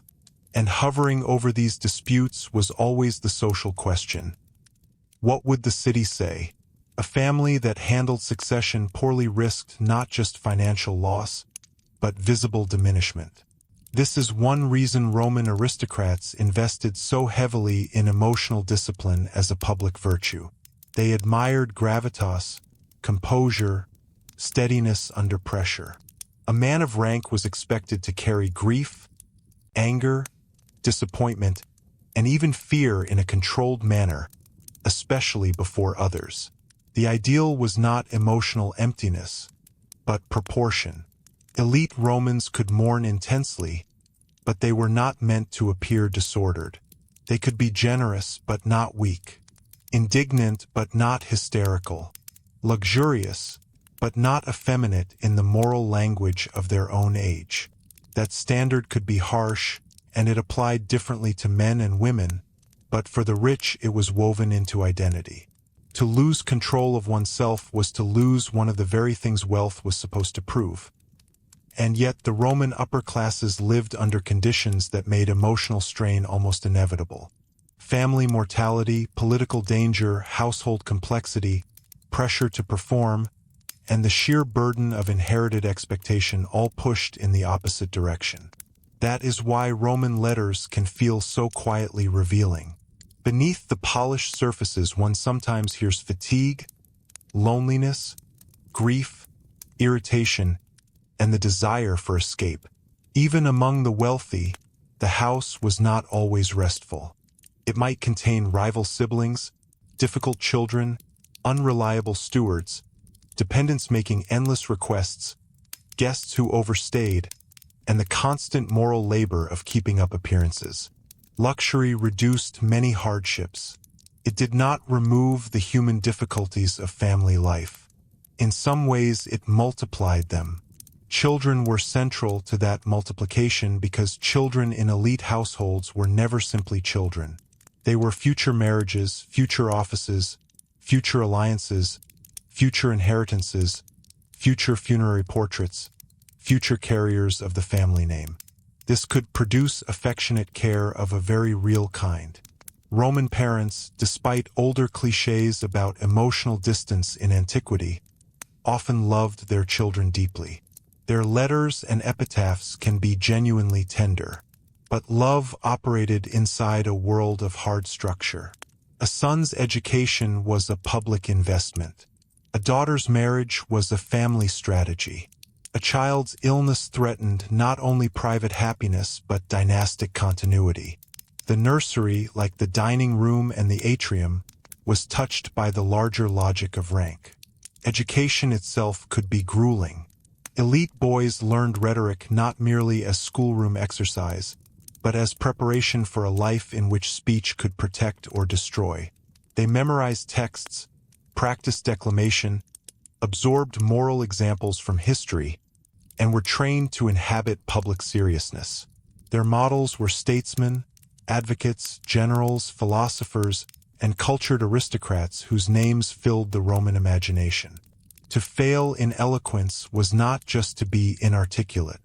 It was to be less than one station. Even leisure reading often reinforced these ideals, because Roman history was presented as a storehouse of character. The past taught one how to be worthy of the present, or at least how to sound worthy of it. For elite girls, formal education varied more, but wealthy families often ensured substantial instruction, especially in households that valued culture and polished domestic management. Reading, writing, music, literature, household administration, and the behavioral codes of aristocratic femininity could all matter. A daughter of a great house was expected to move through ceremonies, marriages, correspondence, and domestic oversight in ways that preserved family honor. She might become the center of another great household through marriage. She might also carry with her a dowry so large that her union became a significant financial arrangement between clans. In that sense, women were not peripheral to Roman wealth. They were among its most important carriers. Dowries remind us that Roman luxury was not just consumed. It was transferred, negotiated, and institutionalized. Marriage among the rich involved property at every turn. A large dowry strengthened a daughter's standing and linked families in concrete terms. Its management could later become a matter of dispute if marriage ended in death or divorce. Divorce itself, especially among the elite, was not rare in some periods, and its consequences could be substantial. The moral language around marriage was often solemn, but the legal and financial mechanics were equally important. Aristocratic households were emotional communities, yes, but they were also economic alliances. That dual nature is one of the reasons they could appear stable from outside while feeling brittle within. If the private house was one arena of aristocratic life, the public feast remained another. We have already lingered over dining as display, but it is worth staying with it longer because the Roman meal reveals something almost paradoxical about wealth. The richest households could stage extraordinary abundance, yet abundance was meaningful only because scarcity remained real outside the dining room. The imported fish, the spices, the polished silver, the servants moving in practiced silence, the quality of the wine, the after-dinner readings or music. These things mattered because they dramatized distance from ordinary life. Luxury, in Rome as elsewhere, fed partly on contrast. But contrast could easily become moral danger. Roman satire is full of rich men who dine badly in a cultural sense rather than a culinary one. They serve impressive dishes but without judgment. They embarrass themselves by boasting. They value rarity over quality. They imitate Greek refinements too eagerly or misunderstand them entirely. They treat guests unequally in crude ways that expose their insecurity. These portraits are comic, but they are also socially revealing. The elite feared looking rich in the wrong manner. One might possess money and still fail the test of class performance. True status, in their minds, required more than possession.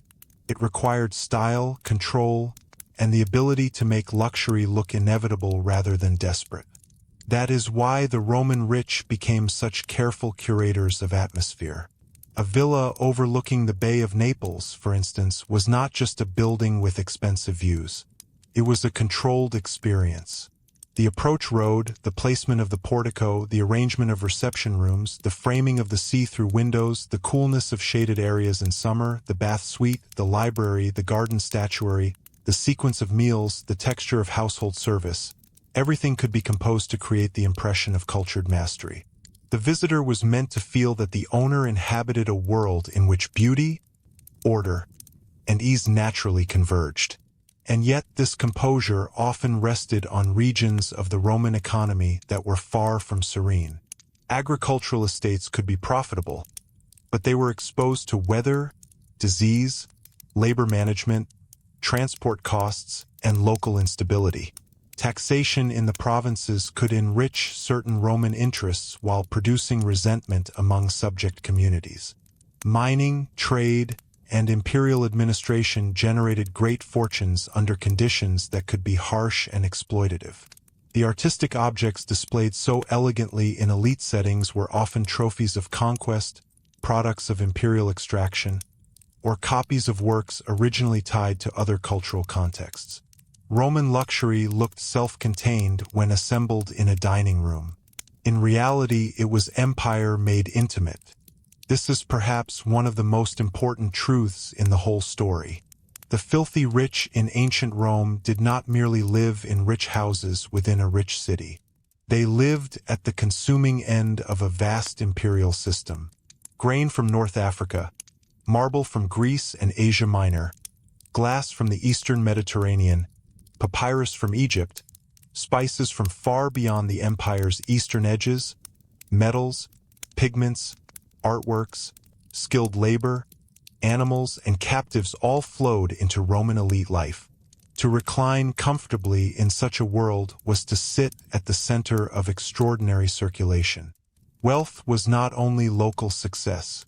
It was participation in empire's ability to gather, sort, and redistribute the world.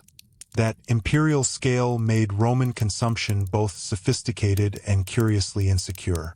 The more one's comfort depended on long supply lines and political order, the more fragile that comfort became when disruptions appeared. A delay in shipping, a provincial revolt, piracy, inflation, court politics, or a local harvest failure might not reduce an aristocrat to poverty, but it could unsettle routines that seemed permanent. The rich responded not by becoming simpler, but by increasing buffers. Multiple estates in different regions, large storerooms, deep networks of obligation, trusted stewards, political allies in useful places. Luxury was, in a sense, insured through redundancy. Only the wealthy could afford such insurance. Even so, they could not fully protect themselves against urban catastrophe. Fire remained one of the great fears of Roman city life, and wealth was no absolute defense. A grand residence might be more solidly built than a crowded insula, but the city's density made disaster a collective threat. After major fires, rebuilding itself became another form of elite performance. Restoration of houses, streets, shrines, and public structures allowed wealth to reassert order over chaos. The Roman rich did not merely recover. They often rebuilt in ways that communicated resilience and continued prominence. Calamity became another occasion to display one's capacity to endure. The same was true in a more personal register of exile and return. For a member of the elite, exile could be financially devastating, but it was also symbolically humiliating. To be cut off from Rome, from one's houses, clients, routines, and audience, was to experience wealth emptied of much of its meaning.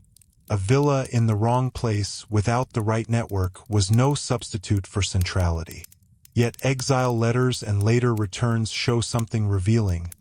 Roman aristocrats often conceived of home not simply as property, but as position. A house mattered because it was where one was known, seen, and received. Without that social environment, even luxury could feel hollow. This returns us to the city of Rome as the stage on which elite wealth found its fullest meaning. The capital was exhausting, dangerous, noisy, crowded, and politically volatile, but it also gave aristocratic life its highest definition. Here, a man could walk from domestic reception to foreign business, from patronage to litigation, from temple ritual to dinner invitation, from gossip to policy, all within a dense web of observation.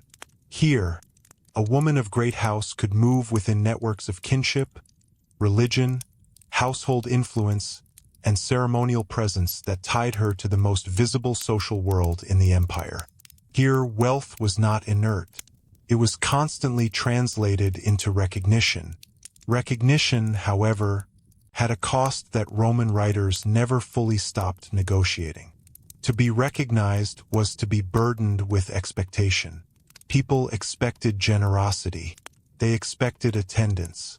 They expected favor. They expected the maintenance of standards. The rich were supposed to spend, host, advise, intercede, sponsor, marry well, speak well, mourn correctly, dress appropriately, display piety, and preserve their household's dignity. If they failed, criticism spread quickly because Roman urban life was held together by talk. Reputation in Rome traveled on foot, at dinner, in bathhouses, in letters, in courts, at temples, and through the household staffs of the city's great homes. Household staffs, in fact, formed part of this circulation of knowledge in ways we should not underestimate. Enslaved and freed attendants moved between households, markets, workshops, and public spaces carrying information as well as goods. They knew who had visited whom, what preparations were underway for a dinner, which child was ill, which marriage negotiation seemed promising, whether a house was spending boldly or economizing quietly. Elite life was porous. The walls were impressive, but information crossed them. The rich depended on privacy while living in a world where privacy was difficult to secure. This may be why architecture and domestic ritual mattered so much. Controlled entry, layered reception spaces, timed appearances, selective invitations, and household hierarchy all helped manage visibility. The atrium allowed clients to see enough. Inner rooms restricted access. Gardens offered semi-private retreat. Dining rooms hosted chosen company. Libraries and bath suites signaled cultivation while also sheltering it from the broader city. A great Roman house was beautiful, certainly, but it was also a machine for managing who could see what and in what order. The rich needed openness for status and closure for control. Their homes tried to provide both. At moments, one can almost sense the fatigue such balancing must have produced. To be always visible enough but never too visible. Generous enough but never vulgarly extravagant. Cultured enough but never effete in the Roman moral vocabulary. Loyal enough but never threateningly prominent. Wealthy enough to command respect, yet not so flaunting as to provoke sharper envy. This was not a simple life. It was a disciplined performance of social intelligence. And because it had to be renewed daily, wealth in Rome was not a resting state. It was active maintenance. Still, many Romans would have thought the trade worthwhile, and with good reason. Elite status brought legal privilege, physical comfort, influence over others, access to education, protection in crises, the pleasures of travel and refined company, and a kind of insulation from the hardest edges of ancient life that the overwhelming majority of people did not possess. The Roman rich lived closer to books, baths, gardens, doctors, advocates, and clean clothing than to hunger, manual labor, or civic invisibility. Their anxieties were real, but they existed inside immense advantage. To hold both truths together is part of seeing them clearly. And if we want to see them most clearly, we have to watch what happened when those advantages met moments of decision.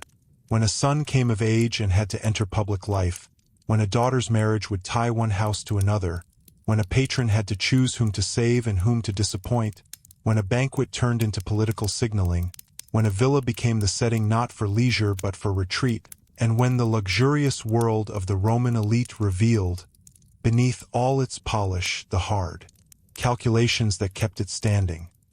And when the luxurious world of the Roman elite revealed, beneath all its polish, the hard calculations that kept it standing, those calculations were often clearest at the very moments that later generations preferred to romanticize. Coming of age, marriage, patronage, dinner, retreat. These all sound graceful when viewed from a distance. Inside a great Roman family, they were grace under pressure.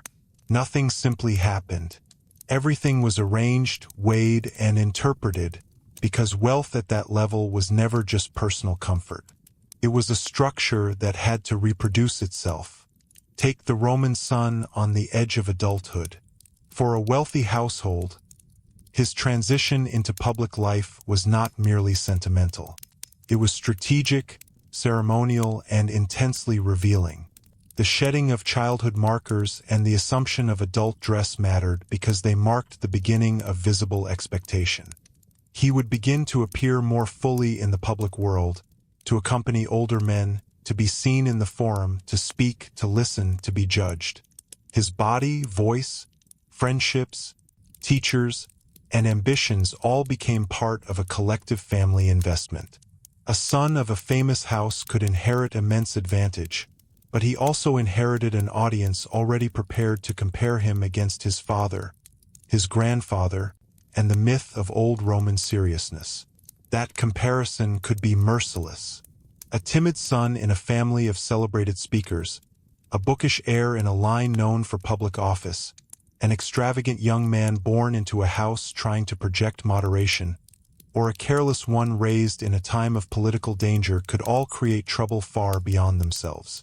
Roman aristocratic life was built on continuity, but continuity depended on children becoming legible versions of the family's story. Tutors, rhetoricians, relatives, and friends of the household all helped shape this transition. So did public rituals. The young man learned not only what to do, but how to be seen doing it. To enter elite adulthood in Rome was to be trained into performance, though the Romans themselves would have called it character. The same principle governed elite daughters, though in different forms and with different constraints. A daughter of a rich house carried enormous symbolic weight. Her marriage could settle alliances, elevate a rising family, stabilize a politically useful relationship, or bind two wealthy lines more tightly together. Her dowry mattered materially. Her conduct mattered reputationally. Her fertility mattered dynastically.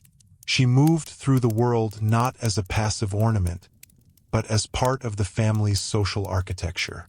If we listen carefully to Roman evidence, we can see that women of rank were often far more central to aristocratic continuity than older, simpler narratives suggest. They managed households, remembered kinship obligations, shaped domestic culture, and could preserve or damage familial standing through choices that observers watched closely.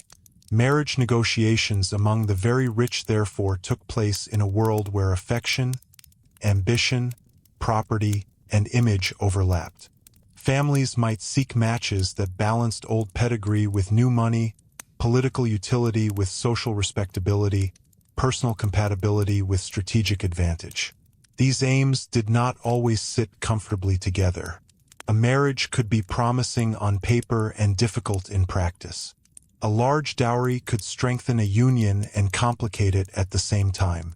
Divorce, death, infertility, or factional political change could transform what once looked like a perfect arrangement. Roman wealth did not freeze life into certainty. It simply made the consequences of uncertainty larger and more visible. Patronage, too, was a form of calculation disguised as social virtue. Roman aristocrats liked to imagine themselves as generous men upholding the reciprocal bonds of society, and sometimes they were exactly that. A powerful patron might help a client through legal trouble, support a young man's career, recommend someone for office, provide financial assistance, or intervene on behalf of a city or family in distress. Such acts could be humane, loyal, and socially stabilizing. But they were never outside the logic of status. Patronage created debt in the broadest sense of the word, not always money owed, but loyalty owed, gratitude owed, visibility owed. The rich Roman did not simply give. He placed others in relation to himself. That relation could be warm, strategic, exploitative, or all three at once. A patron with many dependents looked more powerful, because a crowd at one's door or a cluster of supporters in public was itself a visible asset. Yet dependents also demanded time, money, recommendation letters, dinners, attention, and discretion. The Roman rich often complained about the burdens of these obligations, which tells us something useful. Their privilege came with constant traffic. One could not easily be grand in Rome without becoming accessible to petition. The same system that elevated a man also tethered him to others. If he withdrew too far, he risked looking arrogant or irrelevant. If he opened himself too freely, he risked exhaustion. This helps explain why the Roman dinner remained so politically useful. It could function as a more intimate extension of patronage, allowing a host to rank guests, signal preference, test loyalties, and display both wealth and judgment. Who received an invitation mattered. Where each guest reclined mattered. What kind of food and entertainment appeared mattered. A dinner could soothe a wounded ally, flatter a useful newcomer, or place rivals together under controlled conditions. It could also misfire. Unequal treatment of guests might be remembered bitterly. A careless remark could echo far beyond the room. A host who appeared too eager for admiration might diminish himself. Roman aristocratic sociability was exquisitely refined at times, but it was never entirely safe. Even retreat to the countryside, that most attractive image of Roman privilege, often involved hard calculation. A villa was not only for rest. It could be a place to entertain selectively, to withdraw from the city without vanishing from relevance, to write letters that maintained networks from a distance, to recover from political disappointment while projecting calm, or to display cultivated detachment without surrendering status. Roman authors frequently portray the villa as a space of balance. Less noisy than Rome, more suitable for thought, morally cleaner than the city's pressures. Yet one suspects that many elites retreated precisely because the city had become too demanding to bear continuously. The villa was a cure but also a symptom, and the cure was never complete. Estate management followed the owner into the countryside. So did news. Messengers arrived. Letters came and went. Guests might appear. Local disputes needed judgment. Harvests required oversight. Household discipline remained necessary. A man might sit beneath a shaded portico and read philosophy, but beyond the scene stood a fully functioning estate, with laborers, enslaved workers, storehouses, account books, maintenance problems, and local relationships of dependence. The tranquility of the Roman villa was real enough, yet it was not simple tranquility. It was organized tranquility, purchased and sustained by systems that the owner could momentarily look past precisely because others could not. This balance between apparent ease and hidden labor is perhaps the defining rhythm of elite Roman life. At almost every point where the surface looks most polished, something strenuous is holding it in place. Fine clothing requires textile production, laundering, storage, and repair. A polished dinner requires purchasing, cooking, serving, and cleaning. An orderly library requires scribes, copyists, shelves, protection from damp, and the expense of book acquisition. Bathing requires fuel, water, attendance, and architecture. Leisure requires income from somewhere else. Even beauty in Rome was logistical, and because it was logistical, it could become fragile in precisely the areas the elite hoped looked most natural. Servants could fail. Stewards could steal. A cook could ruin a course meant to impress. A marriage negotiation could collapse late. A child's illness could interrupt carefully laid plans. A provincial shipment might not arrive on time. A patron might die before delivering an expected favor. A household that seemed serene from the courtyard could be inwardly tense. Roman authors occasionally allow us glimpses of these strains, though often indirectly, in complaints about incompetent staff, anxieties over letters, laments over absent friends, or observations about how difficult it is to keep a great house functioning with dignity. There is also a more intimate layer here, the emotional cost of always being measured. The wealthy in Rome were not simply envied. They were observed for signs of failure. Too much mourning could look weak. Too little could look cold. Visible extravagance could attract satire. Overdone austerity could look performative. Excessive attachment to Greek manners could invite criticism. Neglect of culture could invite another kind of contempt. The Roman upper classes lived in a field of judgment so dense that self-presentation became second nature. To modernize, this can seem exhausting, and it probably was. Yet it also formed the texture of what they would have called civilized life. The Roman idea of civilization itself carried this double edge. To be civilized was to be formed literate, restrained, pious in the proper ways, capable of speech, capable of dining well, capable of ruling, capable of appreciating art and history. The rich were supposed to exemplify this condition. But because the standard was so high and so visible, civilization became labor. A wealthy Roman household was expected to look like a center of order in a world that remained physically rough, politically unstable, and morally ambivalent. The rich became curators not only of possessions, but of a whole way of appearing human. That appearance extended to religion, which among the elite often carried a particularly elegant seriousness. Domestic shrines, ancestral observances, public priesthoods, temple benefactions, festival participation, and vows tied the household to both divine order and civic legitimacy. A rich family that neglected piety risked more than irreligion. It risked seeming disordered.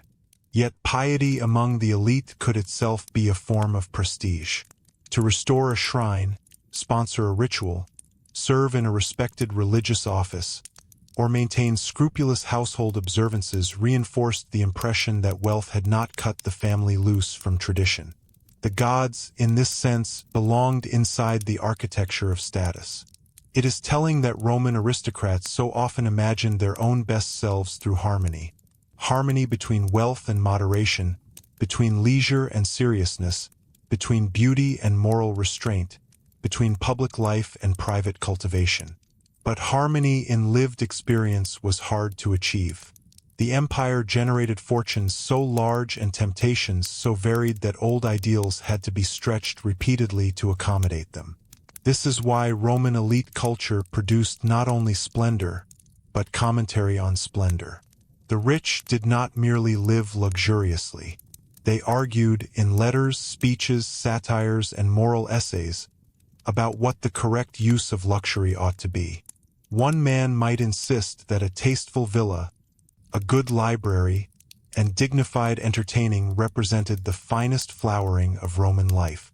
Another might condemn such comforts as evidence of a society softened by conquest and Eastern luxury. A third might pretend to despise extravagance while accepting every social benefit wealth could purchase. These were not abstract philosophical disagreements. They were arguments about how to live at the top of an empire without appearing corrupted by the fact. And because no one solved that problem completely, the richest Romans spent much of their lives adjusting the proportions. That adjustment can be seen even in something as ordinary as daily movement through the house. Morning reception in the atrium projected openness and status. More private rooms allowed for selective business and family conversation. Dining spaces accommodated different seasons and kinds of guests. Gardens offered carefully designed calm. Baths and libraries made cultivation bodily and intellectual at once. Storerooms, kitchens, servant quarters, offices, and work areas kept all of this functioning while remaining partly out of sight. The domus and the villa alike were physical answers to a social puzzle. How to appear grand, accessible, cultured, stable, and in control all at once. Control, however, was always relative. One of the subtle misunderstandings modern viewers bring to Roman wealth is the assumption that enough money would have produced psychological ease. In fact, money at the very highest levels often amplified responsibility. A great house meant more staff, more reputational stakes, more guests, more obligations, more inheritance problems, more risk of envy, and more material to lose. The poor suffered in harsher ways, unquestionably. But the rich could not simply sink into private contentment because their identity required constant public confirmation. Their very advantage demanded ongoing proof. This is especially visible when we look at provincial governorships and other offices that linked elite wealth to imperial administration. A governor could travel to a province with tremendous authority, an entourage, and opportunities for further enrichment. He might live in impressive quarters, preside over legal matters, receive local notables, and embody Roman power in highly visible form. But office also carried danger. Abuse could lead to prosecution later. Local grievances could become political ammunition back in Rome. Expectations from one's own circle might encourage profitable behavior, while public ideals demanded justice and moderation. The luxurious life of a Roman administrator was never far from moral ambiguity. Provincial subjects, of course, saw elite Roman wealth from another angle entirely. For them, it might appear as distant splendor attached to extraction, taxation, legal power, and social distance. A city could benefit from a governor's generosity or a patron's intervention, but it could also bear the weight of exploitation. This matters because Roman luxury, especially at its highest levels, was not simply private consumption funded by innocent productivity. It was woven into a world of conquest, hierarchy, and unequal access. The refined dinner table and the polished speech in the villa library were connected, however indirectly, to imperial structures that brought resources inward. The Romans themselves did not hide this entirely. Their pride in empire often assumed it.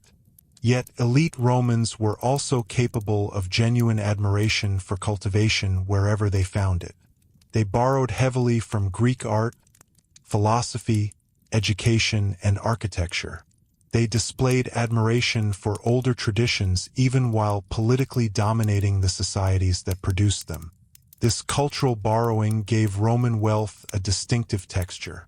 A rich Roman house might contain intensely Roman symbols of ancestry and office, while also displaying Greek statues, Greek books, Greek tutors, and Greek aesthetic standards.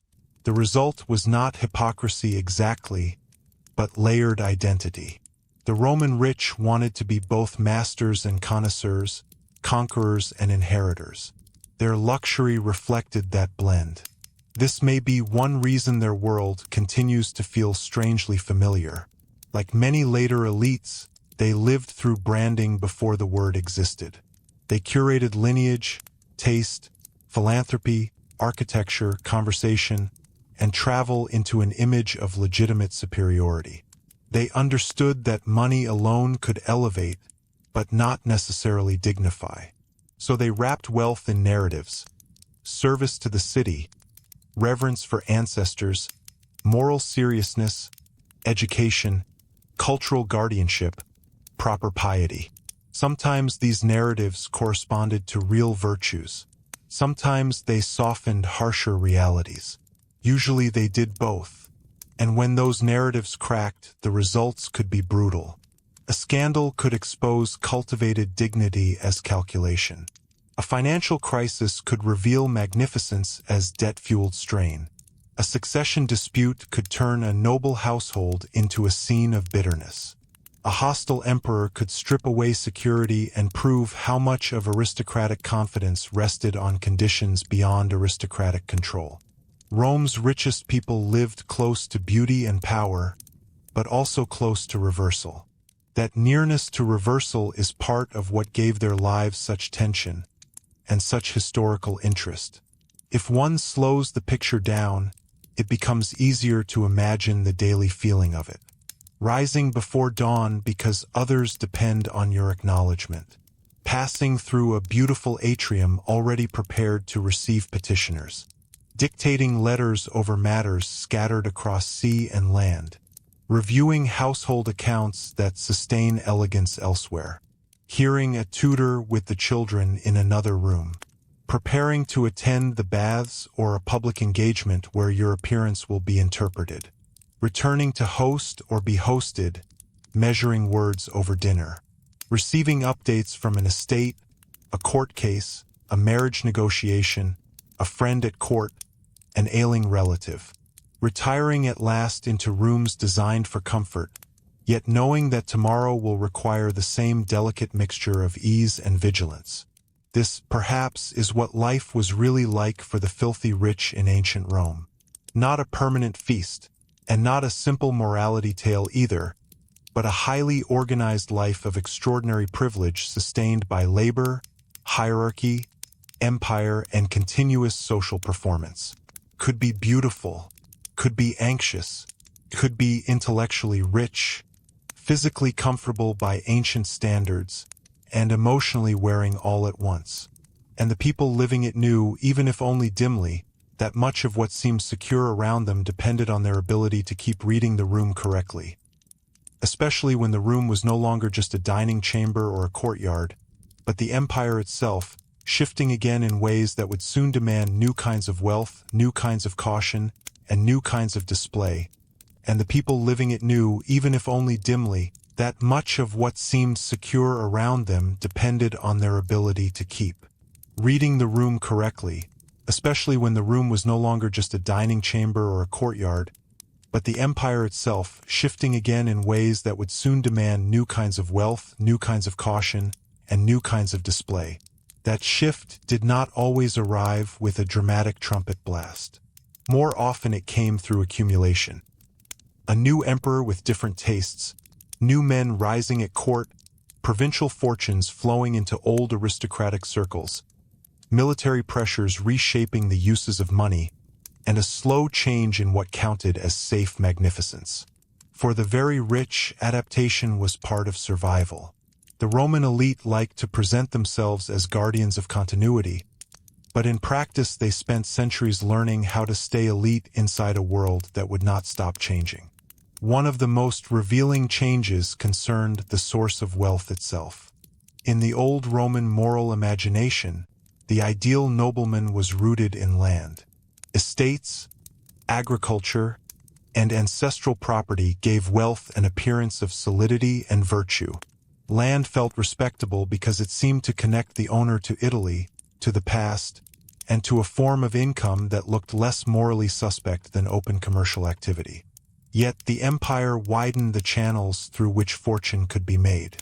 Military command, provincial administration, imperial service, tax collection, shipping, mining, large-scale contracting, and proximity to the imperial household all created pathways to riches that older Roman language struggled to describe approvingly. The result was a familiar aristocratic tension. Rome continued to praise old-fashioned landed dignity while quietly absorbing new money from everywhere. That mattered because the experience of being rich in Rome was not identical for all rich Romans. A senator from an old family, a successful equestrian tied to imperial administration, a wealthy freedman connected to the court, and a provincial notable climbing toward higher recognition could all possess immense resources while inhabiting status differently. Some had pedigree but financial strain. Others had fresh wealth but shaky social legitimacy. Some had influence through office, others through access. Some lived inside the confidence of old names. Others lived with the nervous energy of recent ascent. The houses might all glitter, but the emotional texture of their wealth could differ sharply. The wealthy freedman is especially interesting here because he unsettles the comfortable image of Roman elite life as purely old aristocratic. Men who had once been enslaved, or who came from families close to that condition, could in certain imperial contexts become astonishingly affluent, especially when connected to the emperor's household or to business opportunities that old senatorial ideology publicly disdained while privately benefiting from. Roman literature often mocks such figures, describing them as vulgar, over-decorated, too loud in their pleasures, too obvious in their love of display. These portraits tell us less about the true ugliness of freedman wealth than about aristocratic discomfort. New money exposed the theatrical nature of old money. If status was supposedly about taste and dignity rather than mere possession, then every newly rich man who bought a grand house forced the old elite to explain what exactly they thought made them superior. Taste became the answer, or at least part of it. Roman aristocrats increasingly leaned on cultural fluency as a barrier to entry. It was not enough to own marble. One had to know what kind of marble, where to place it, and how not to seem too delighted by it. It was not enough to serve rare fish. One had to do so without looking like a man who counted rarity as an achievement in itself. One had to collect books, but also read them convincingly. One had to praise Greek culture, but not disappear into it. One had to fund buildings and spectacles, but avoid the odor of desperate self-advertisement. In this sense, luxury among the Roman rich was never just material. It was interpretive. The elite were forever reading one another for clues about legitimacy. This made servants and household managers even more important than they first appear. A badly run house could expose its owner socially as well as practically. Guests noticed whether service was smooth, whether food arrived at the right time, whether furnishings seemed chosen or merely expensive, whether attendants behaved with discipline, whether the house smelled fresh or stale, whether account-keeping translated into abundance without waste. The most powerful families relied on invisible competence at every turn. Roman aristocratic style was built quietly by people who did not share in its honors. The easier a great house seemed to function, the more hidden labor was doing its work. This hidden labor was especially evident in the management of food, which for the rich was one of the most constant and complicated forms of status maintenance. A large Roman household had to be provisioned at scale. Grain and bread mattered, of course, but so did oil, wine, fruit, fish, game, sauces, vegetables, herbs, sweets, and the ingredients needed for more refined dishes. For elite households with many dependents, guests, and varying levels of service, the kitchen was almost an institution. The quality of a cook could matter enormously. So could supply networks, storage, and timing. A single dinner might represent the successful coordination of estates, market purchases, imported goods, kitchen skill, and domestic hierarchy. The Roman rich could make abundance look effortless only because someone else had already solved the difficulty. And difficulty was never far away. Ancient food spoiled. Water systems needed attention. Heat could ruin stores. Transport delays changed menus. Fish, seafood, and exotic produce required planning and luck. Wine needed storage and judgment. Meat required preparation without modern preservation. The more refined the taste, the more fragile the success. That is one reason Roman dining culture could become so performative. The appearance of ease itself was prestigious because everyone involved knew how much could go wrong behind the scenes. A perfect meal was not simply expensive. It was a demonstration of control. Control over the body formed another part of the same story. Roman elites cared intensely about appearance, but appearance in their world meant more than beauty in any narrow sense. It meant legibility.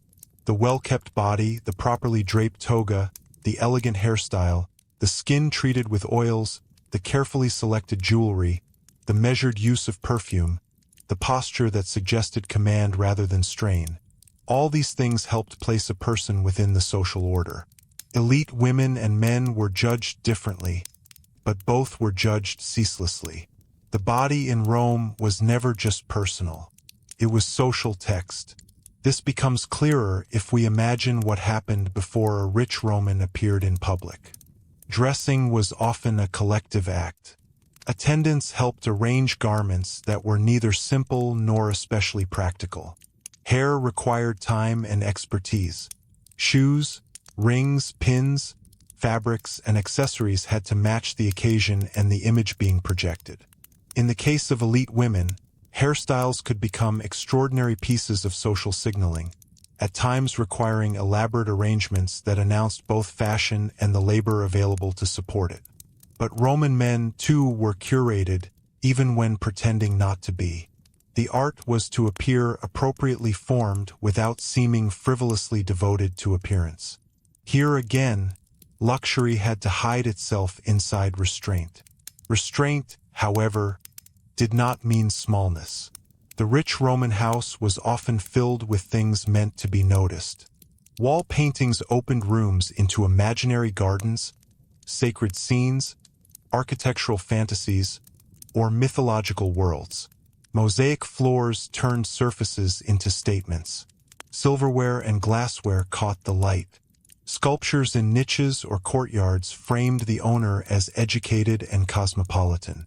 Imported stone, colored marbles, carved furniture, bronze fixtures, and carefully managed water features transformed the house into an environment of cultivated astonishment. Yet even here, the Roman rich faced an old problem in a new form. The more beautiful the house, the closer it came to looking like a surrender to luxury. So architecture had to do two things at once: delight and justify. Some justified magnificence by claiming it honored family rank. Others by linking beauty to civilization itself. A cultivated house, they might imply, was not decadent but proper. A home suited to men who governed and read and dispensed patronage. The best homes, in this view, were schools of refinement, places where clients learned respect, children absorbed standards, guests encountered civilized order, and the owner rehearsed the role of a man above vulgarity. This sounds self-serving, and often it was, but it also helps explain why Roman elites invested so heavily in domestic form. Their houses were not merely places of personal preference. They were arguments about why wealth should belong to them. A similar logic surrounded baths, both public and private. For the rich, bathing was far more than hygiene.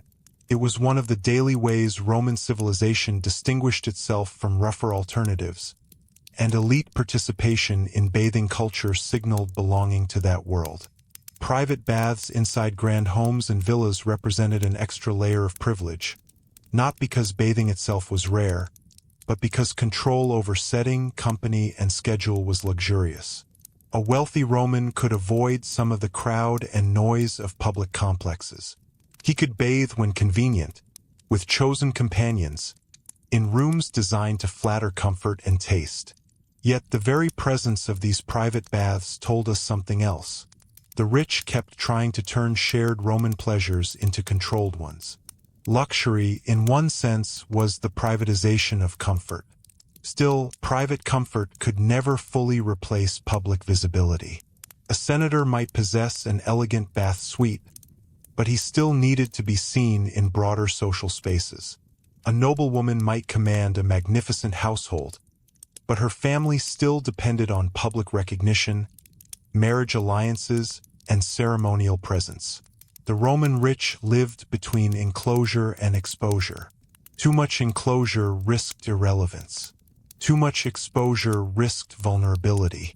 That tension gave their lives a restless rhythm, moving between atrium and forum, villa and city, banquet and account book, intimacy and audience. This rhythm becomes almost painfully clear when illness entered the house. Disease was one of the great equalizers of the ancient world, though not an equalizer in the moral sense. The poor suffered far more and with fewer protections. Yet among the rich, illness revealed the limits of wealth with unusual sharpness.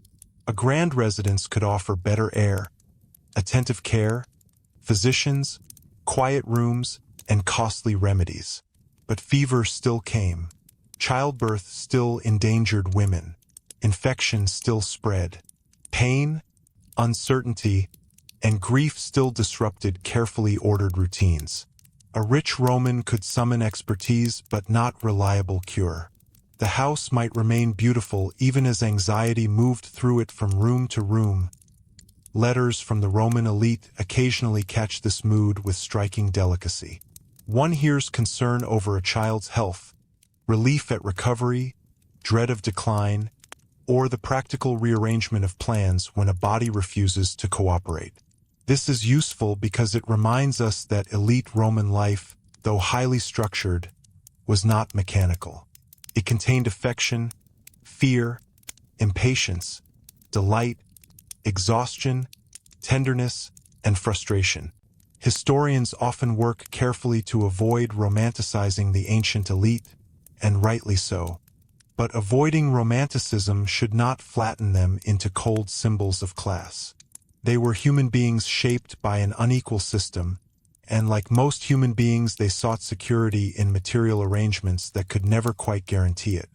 The search for security helps explain why religion, astrology, omens, vows, and ritual consultation could coexist with education and sophistication. For the Roman rich, these were not necessarily signs of primitive confusion. They were ways of navigating uncertainty inside a world where uncertainty remained stubbornly real. A family might consult auspices before major decisions, make offerings for recovery, read celestial signs with interest, or preserve household ritual with scrupulous care. These practices offered patterns. They made the future seem less naked. And for the elite, they also reinforced the sense that their fortunes were part of a larger order, one that connected family continuity, civic duty, divine favor, and worldly success. If that sounds abstract, it becomes less so in the context of death. Death reorganized elite Roman life with ruthless speed. It halted routines, activated wills, tested loyalty, exposed rivalries, and turned memory into immediate politics. Funerals were one form of response, monumental and public, but the quieter responses were just as revealing. Rooms changed function. Guardians stepped forward. Marriage plans were redrawn. Estate managers received new instructions. Dependents tried to secure their place under a new master or mistress. Items in the household, rings, documents, seals, portraits, keys, suddenly carried altered meaning. A great Roman house could feel permanent, but one death could force everyone inside it to learn how provisional permanence really was. This is perhaps why Roman elites treasured continuity so fiercely. Portraits of ancestors, famous names reused across generations, carefully preserved genealogies, and the rhetoric of family honor were not just vanity. They were defenses against impermanence. If the individual life was fragile, then the line must be made to seem durable. If fortunes could rise and fall, then memory must be curated. If politics could humiliate the living, then ancestry might still steady the household.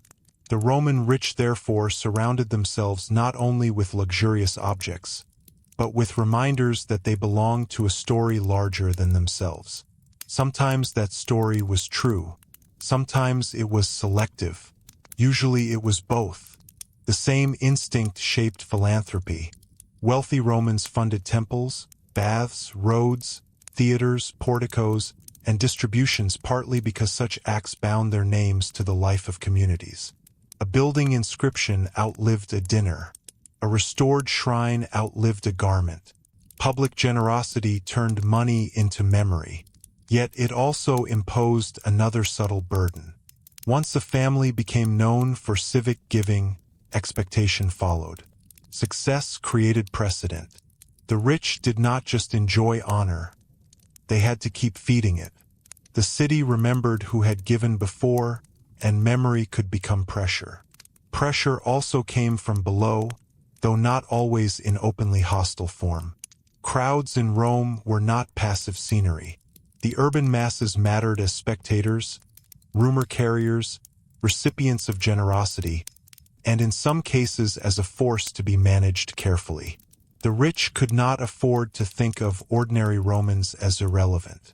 Spectacles, distributions, public appearances, and visible gestures of civic concern all helped maintain a relationship between elite dominance and popular recognition. This relationship was unequal, but it was real. The Roman rich depended on deference, and deference had to be renewed through performance. That is one reason why scandal could be so damaging. A scandal did not merely stain private reputation. It disrupted the social fiction that wealth, dignity, and virtue naturally belong together. Adultery, corruption, cruelty, financial collapse, sacrilege, political disloyalty, or even laughable vulgarity could puncture the polished image a household had spent years constructing. Once punctured, it was not easy to repair. The Roman world thrived on narration. Stories spread quickly, and elite families lived inside those stories whether they liked it or not. A man who lost face in public might still possess his estates, but those estates no longer meant the same thing. This brings us back to one of the great contradictions at the heart of Roman upper-class life. The rich lived among durable materials: stone, bronze, marble, silver, tiled roofs, lined aqueducts, carved inscriptions. Their homes and tombs often seemed built for permanence. Yet the social meaning of all those durable things could change rapidly. A statue could honor a man one year and feel awkward the next.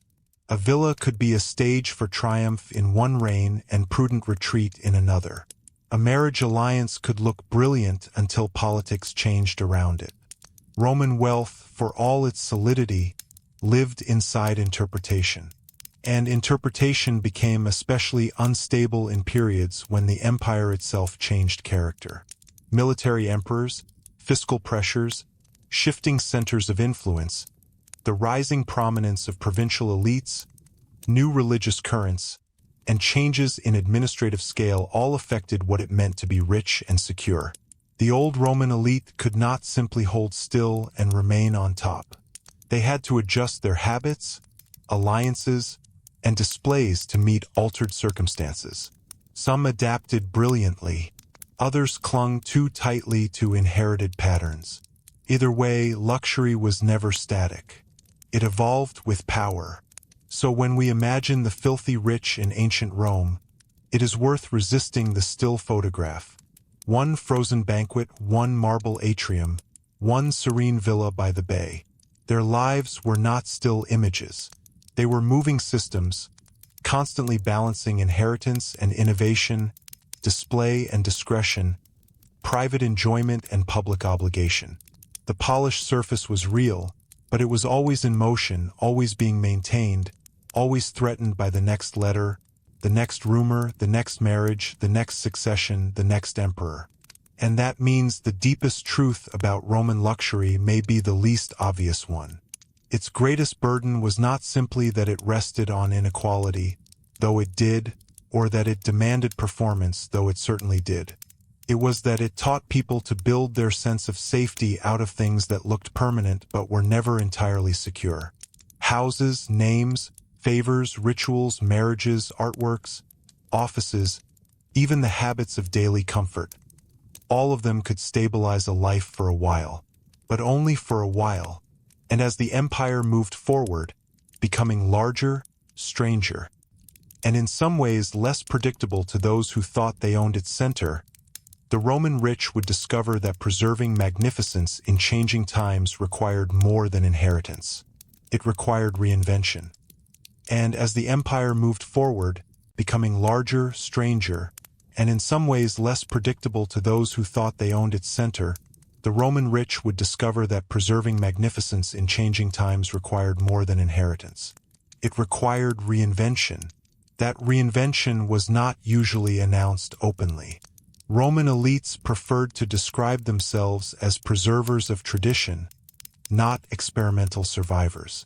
Yet survival at the top of Roman society often meant altering one's habits while speaking the language of continuity. A family might still boast of ancient roots and old republican virtues while quietly redirecting its wealth into newer forms, courting different patrons, marrying into provincial lines, or reshaping the very architecture of daily life to match a changing empire. One of the clearest examples of this lies in geography. For generations, aristocratic identity was anchored emotionally and symbolically in the city of Rome and the old lands of Italy. But as the empire matured, power, money, and opportunity flowed through a much wider map.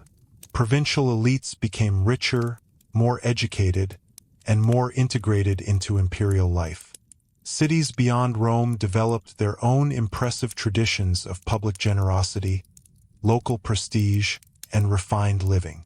A wealthy Roman in the broad imperial sense might now be based in North Africa, Southern Gaul, Hispania, Asia Minor, or the Greek East, and still participate fully in the culture of elite luxury. This changed what Roman richness looked like.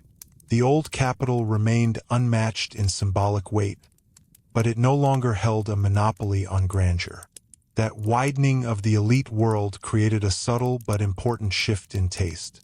Rich life in the empire became increasingly regional without ceasing to be recognizably Roman. A great house in Italy might differ in style, climate, and domestic rhythm from one in North Africa or Syria, yet all could participate in the same larger vocabulary of baths, banquets, patronage, education, and status display. Local stone, local climate, local food traditions, and local social expectations shaped the details, but imperial culture gave them a shared grammar. To be filthy rich in Roman terms meant knowing how to inhabit that grammar while still appearing rooted and legitimate in one's own place. Wealth, once again, was not just what one possessed. It was the ability to make one's possessions speak correctly. This was especially visible in architecture, which remained one of the richest Romans' favorite forms of self-expression. Houses and villas evolved, not only in decorative terms, but in how they managed privacy, sociability, and spectacle.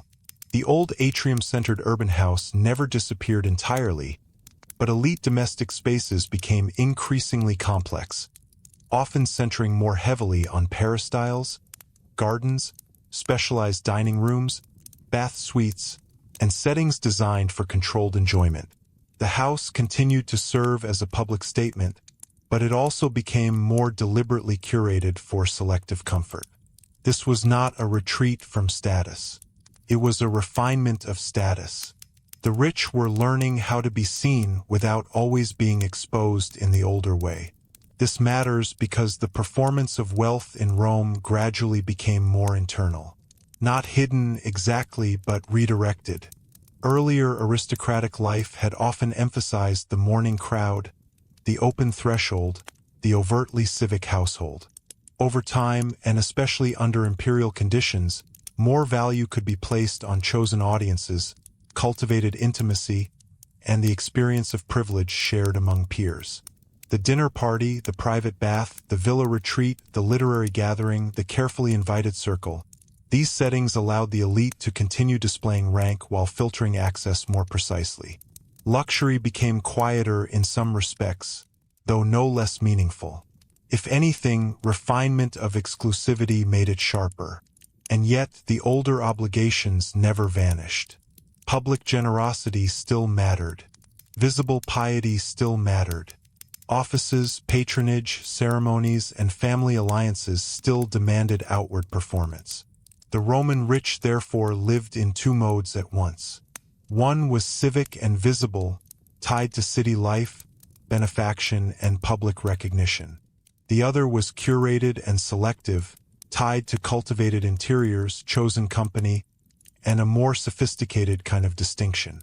The balance between these modes shifted by person, region, and period, but the tension between them remained one of the defining features of elite Roman life. That tension becomes more interesting if we slow down and look at luxury not as an abstract condition, but as a sequence of bodily experiences. Waking in a house where others have already been at work for hours. Washing with water brought or heated by someone else. Being dressed in fabrics whose softness and color reflect access to long trade networks and careful domestic oversight. Taking morning food prepared to fit one's tastes and schedule. Moving through rooms arranged to flatter the eye and steady the mind.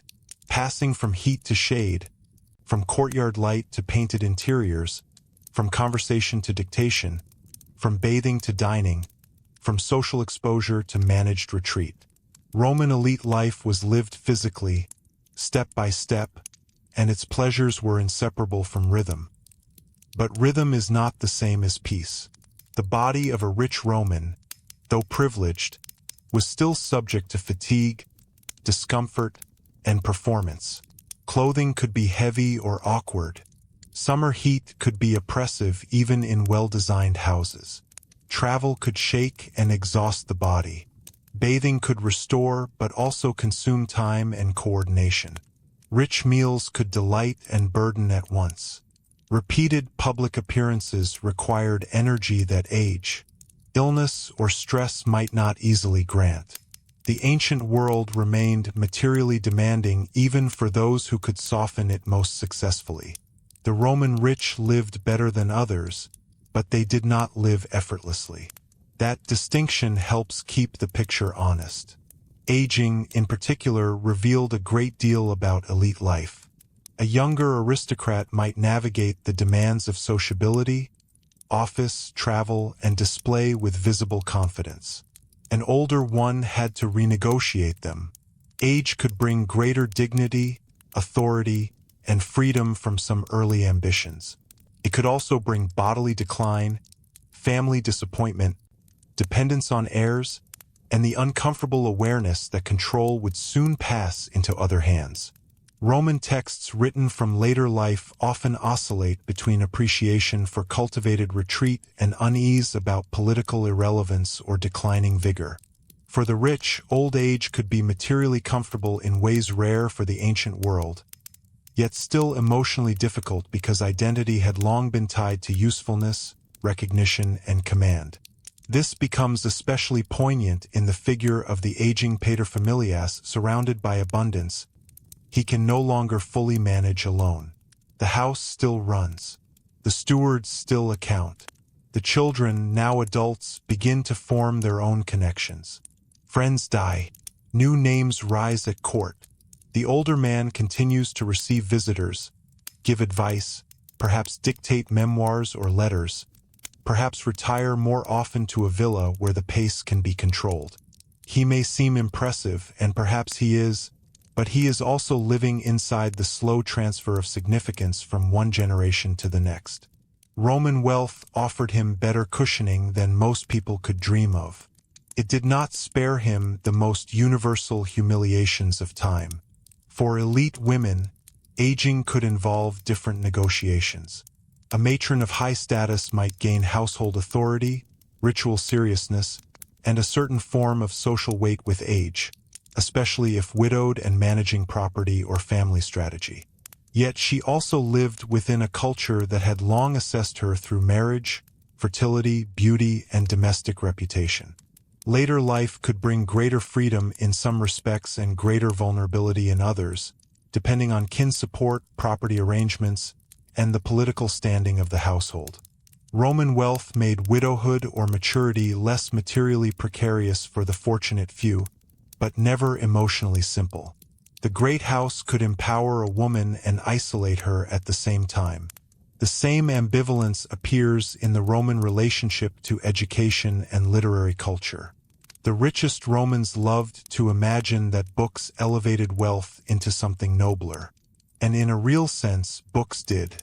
Libraries gave leisure depth. Historical and philosophical reading created internal lives not reducible to display.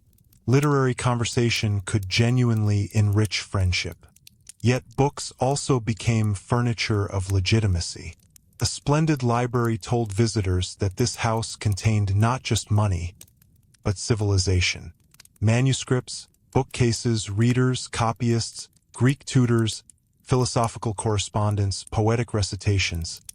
These all helped transform material success into cultural capital. One might say that Roman elites tried to make themselves morally persuasive through literacy. This is why literary patronage mattered so much.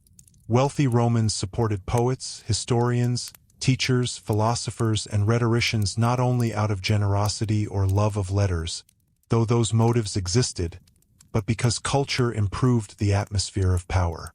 A household associated with learning, elegant speech, and serious conversation looked more legitimate than one known only for gold and overeating. The finest patronage relationships could create real intellectual communities. The worst reduced culture to ornament. Often, as so frequently in Rome, the truth lay somewhere in between. Genuine appreciation and strategic self-fashioning were not opposites. They were partners. Music and performance also occupied this ambiguous space. Elite Romans enjoyed entertainment, but the social meaning of entertainment was delicate. The wrong kind of enthusiasm could seem crude. The wrong kind of performer could embarrass a serious household. A cultivated dinner might include readings or music in ways that flattered refinement. A tasteless one might sink into mere excess. Even amusement had to be managed. This tells us a great deal about Roman upper-class insecurity. People entirely comfortable in their superiority do not police tone so carefully.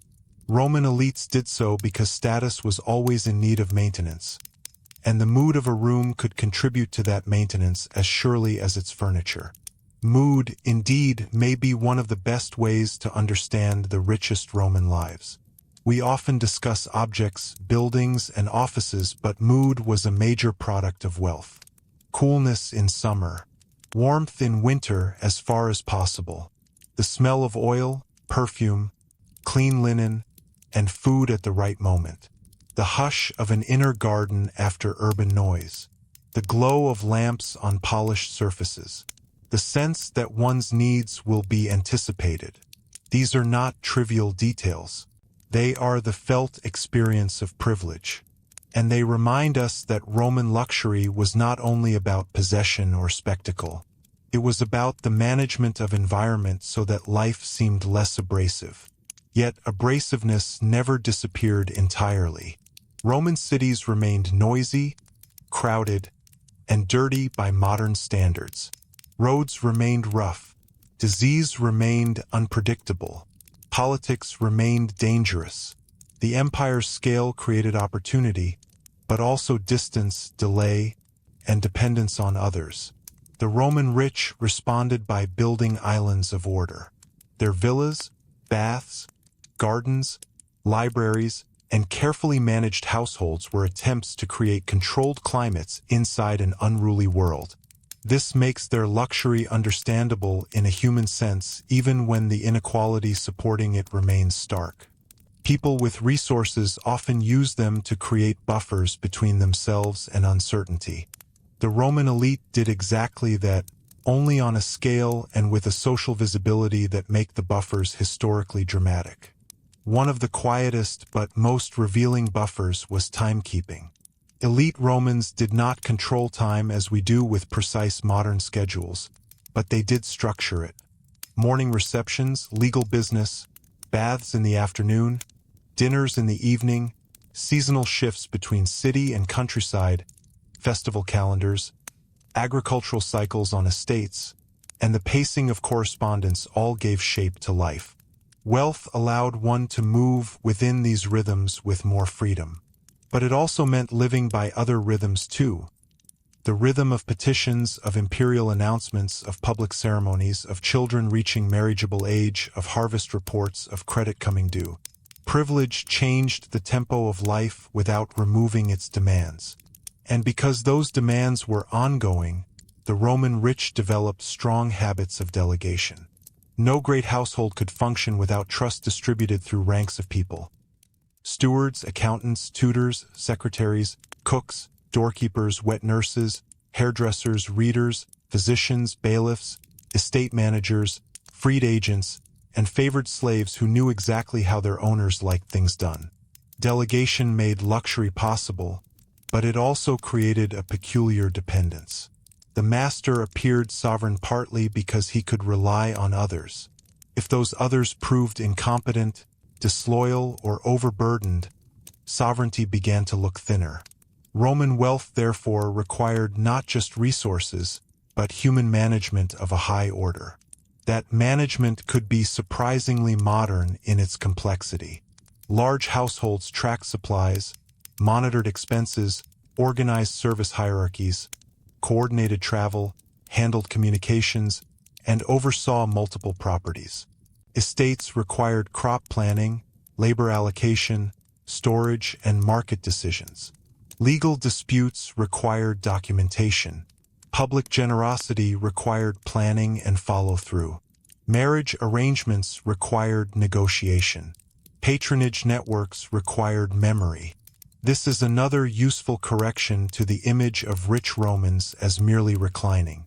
Many did recline, of course, but they reclined atop systems that demanded continuous supervision. Aristocratic leisure was administrative. It is also worth pausing over the Roman appetite for collecting. Collections of sculpture, silver, books, decorative objects, rare materials, and fine furnishings were not only signs of expense. They were archives of identity. To collect well was to display discernment, reach, and continuity. A collection implied a person capable of choosing, valuing, and preserving. But collecting also created new vulnerabilities.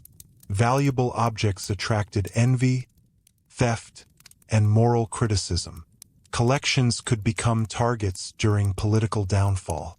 They could be dispersed by heirs lacking taste or financial patience. Inheritance turned collections into tests. Did the next generation understand what these things meant, or only what they could fetch? This question of meaning shadowed almost everything the Roman rich owned. A marble table was not just a table. It was a sign of access to material rarity, labor, and taste. A cup was not just a cup.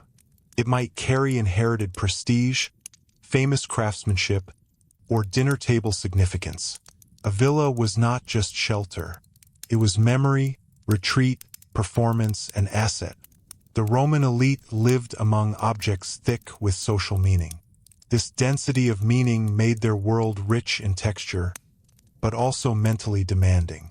To live well in Rome at that level was to remember what things were saying. Perhaps that is why letters and moral writings from the upper classes so often circle around self-command. The rich had more choices than most people, but more choices meant more chances to choose badly in public. They worried about appetite, anger, grief, vanity, extravagance, flattery, ambition, and laziness because all of these could become visible. Philosophy appealed to many of them not just as abstract reflection, but as a discipline suited to people surrounded by temptations and obligations. Stoicism, in particular, offered a language for inner steadiness in a world of outer excess. Of course, many who praised such ideals still lived magnificently. That contradiction was not incidental. It was the point. Philosophy gave luxury a conscience, or at least a vocabulary for one. And that vocabulary became especially valuable in times of political instability.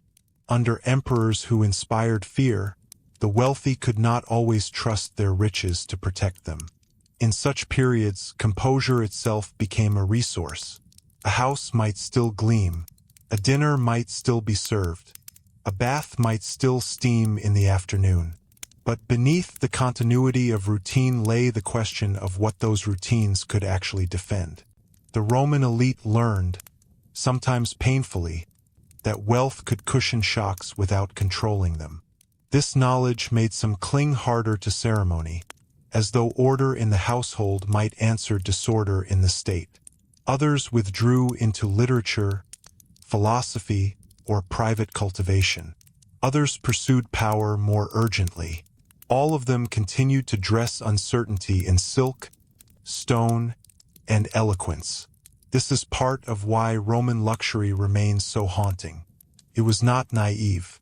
The richest Romans were often perfectly aware that fortune was unstable.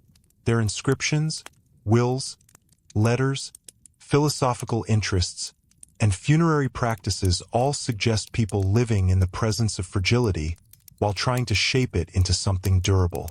They surrounded themselves with polished objects and ancestral names not because they thought life was fully secure, but because it was not. Luxury, in that sense, was one of their answers to mortality, contingency, and fear. A costly answer, a deeply unequal answer, and often a beautiful one. So the more closely we look, the more the world of the filthy rich in ancient Rome begins to feel less like a simple parade of excess and more like a carefully maintained ecosystem of privilege. materially dazzling, socially exhausting, morally defended, politically exposed, and never quite as restful as its marble surfaces suggest. The bath, the banquet, the villa, the atrium, the library, the marriage contract, the patron's letter, the steward's account, the ancestral portrait, the public gift, the private worry. All of these belong to the same world. And as that world kept changing with the empire around it, the richest Romans would keep discovering that true luxury was not merely having more than others. It was maintaining the appearance that one had mastered the terms of life itself, even when history was already rearranging those terms beneath one's feet. And that may be the calmest, clearest way to leave the Roman rich at the end of this long journey. Not simply as villains of luxury, and not as enviable figures floating above ordinary life, but as people who lived inside one of history's most polished systems of privilege, where beauty and pressure were woven tightly together. Their homes were magnificent. Their meals could be exquisite. Their baths, gardens, libraries, and villas offered forms of comfort that much of the ancient world could barely imagine. Yet all of it rested on labor they did not perform, inequalities they depended on, and a social order that demanded constant performance in return. What makes their world so enduringly fascinating is that its surfaces were honest and deceptive at the same time. Yes, the marble gleamed. Yes, the silver caught the lamplight. Yes, the sea views from Campanian villas were real, and the cultivated conversations, the poetry readings, the carefully chosen wine, the warm baths, and the quiet authority of an old family name all meant something tangible. But the deeper truth was never the object alone. It was the system around the object. A dining room meant servants, supply lines, taste, rivalry, judgment, and the risk of embarrassment. A villa meant retreat, but also estate management, hidden labor, and the fear of fading from relevance. A great household meant comfort, but also dependence on human loyalty, political weather, and the uncertain success of the next generation. In that sense, the richest Romans lived in a world full of buffers against hardship without ever fully escaping insecurity. Wealth bought time, privacy, better food, better medicine, influence, education, legal advantage, and beauty arranged to soothe the eye and steady the mind. But it could not abolish death, illness, scandal, imperial suspicion, family conflict, debt, or the exhausting need to remain legible as the right kind of powerful person. Roman luxury was therefore not freedom from life's pressures. It was life's pressures dressed in silk, marble, painted plaster, and polished rhetoric, and perhaps that is why the subject still holds us. Modern people often think they are looking back at an ancient world that was simpler, harsher, more direct. In some ways it was. But when we look closely at the filthy rich of ancient Rome, we find something surprisingly intricate. A society where wealth had to be curated, morality had to be narrated, taste had to be defended, and power had to be performed over and over again. A world where comfort was real, but never innocent. A world where status could feel almost architectural, and yet remain vulnerable to one letter, one rumor, one succession, one emperor, one badly judged alliance. A world, in other words, that understood something uncomfortable and timeless, that the more people build around themselves to feel secure, the more they may discover how much depends on keeping that whole arrangement from slipping. If there is one lingering image worth carrying away, it may not be the feast or the palace, but the Roman house at evening. Lamps lit, walls glowing softly with painted scenes, water sounding somewhere in the courtyard, servants moving carefully through familiar routines, a family name heavy with ancestors, fine objects arranged to suggest order and continuity. Beyond the doors, a crowded city and an unpredictable empire. Inside, all the wealth in the world trying, for one more night, to make life feel stable. If a detail from this world surprised you most, or if there is another corner of history you'd like to drift into next, I'd love to hear it. And if you'd like more calm, thoughtful history like this, subscribe and come back for the next journey.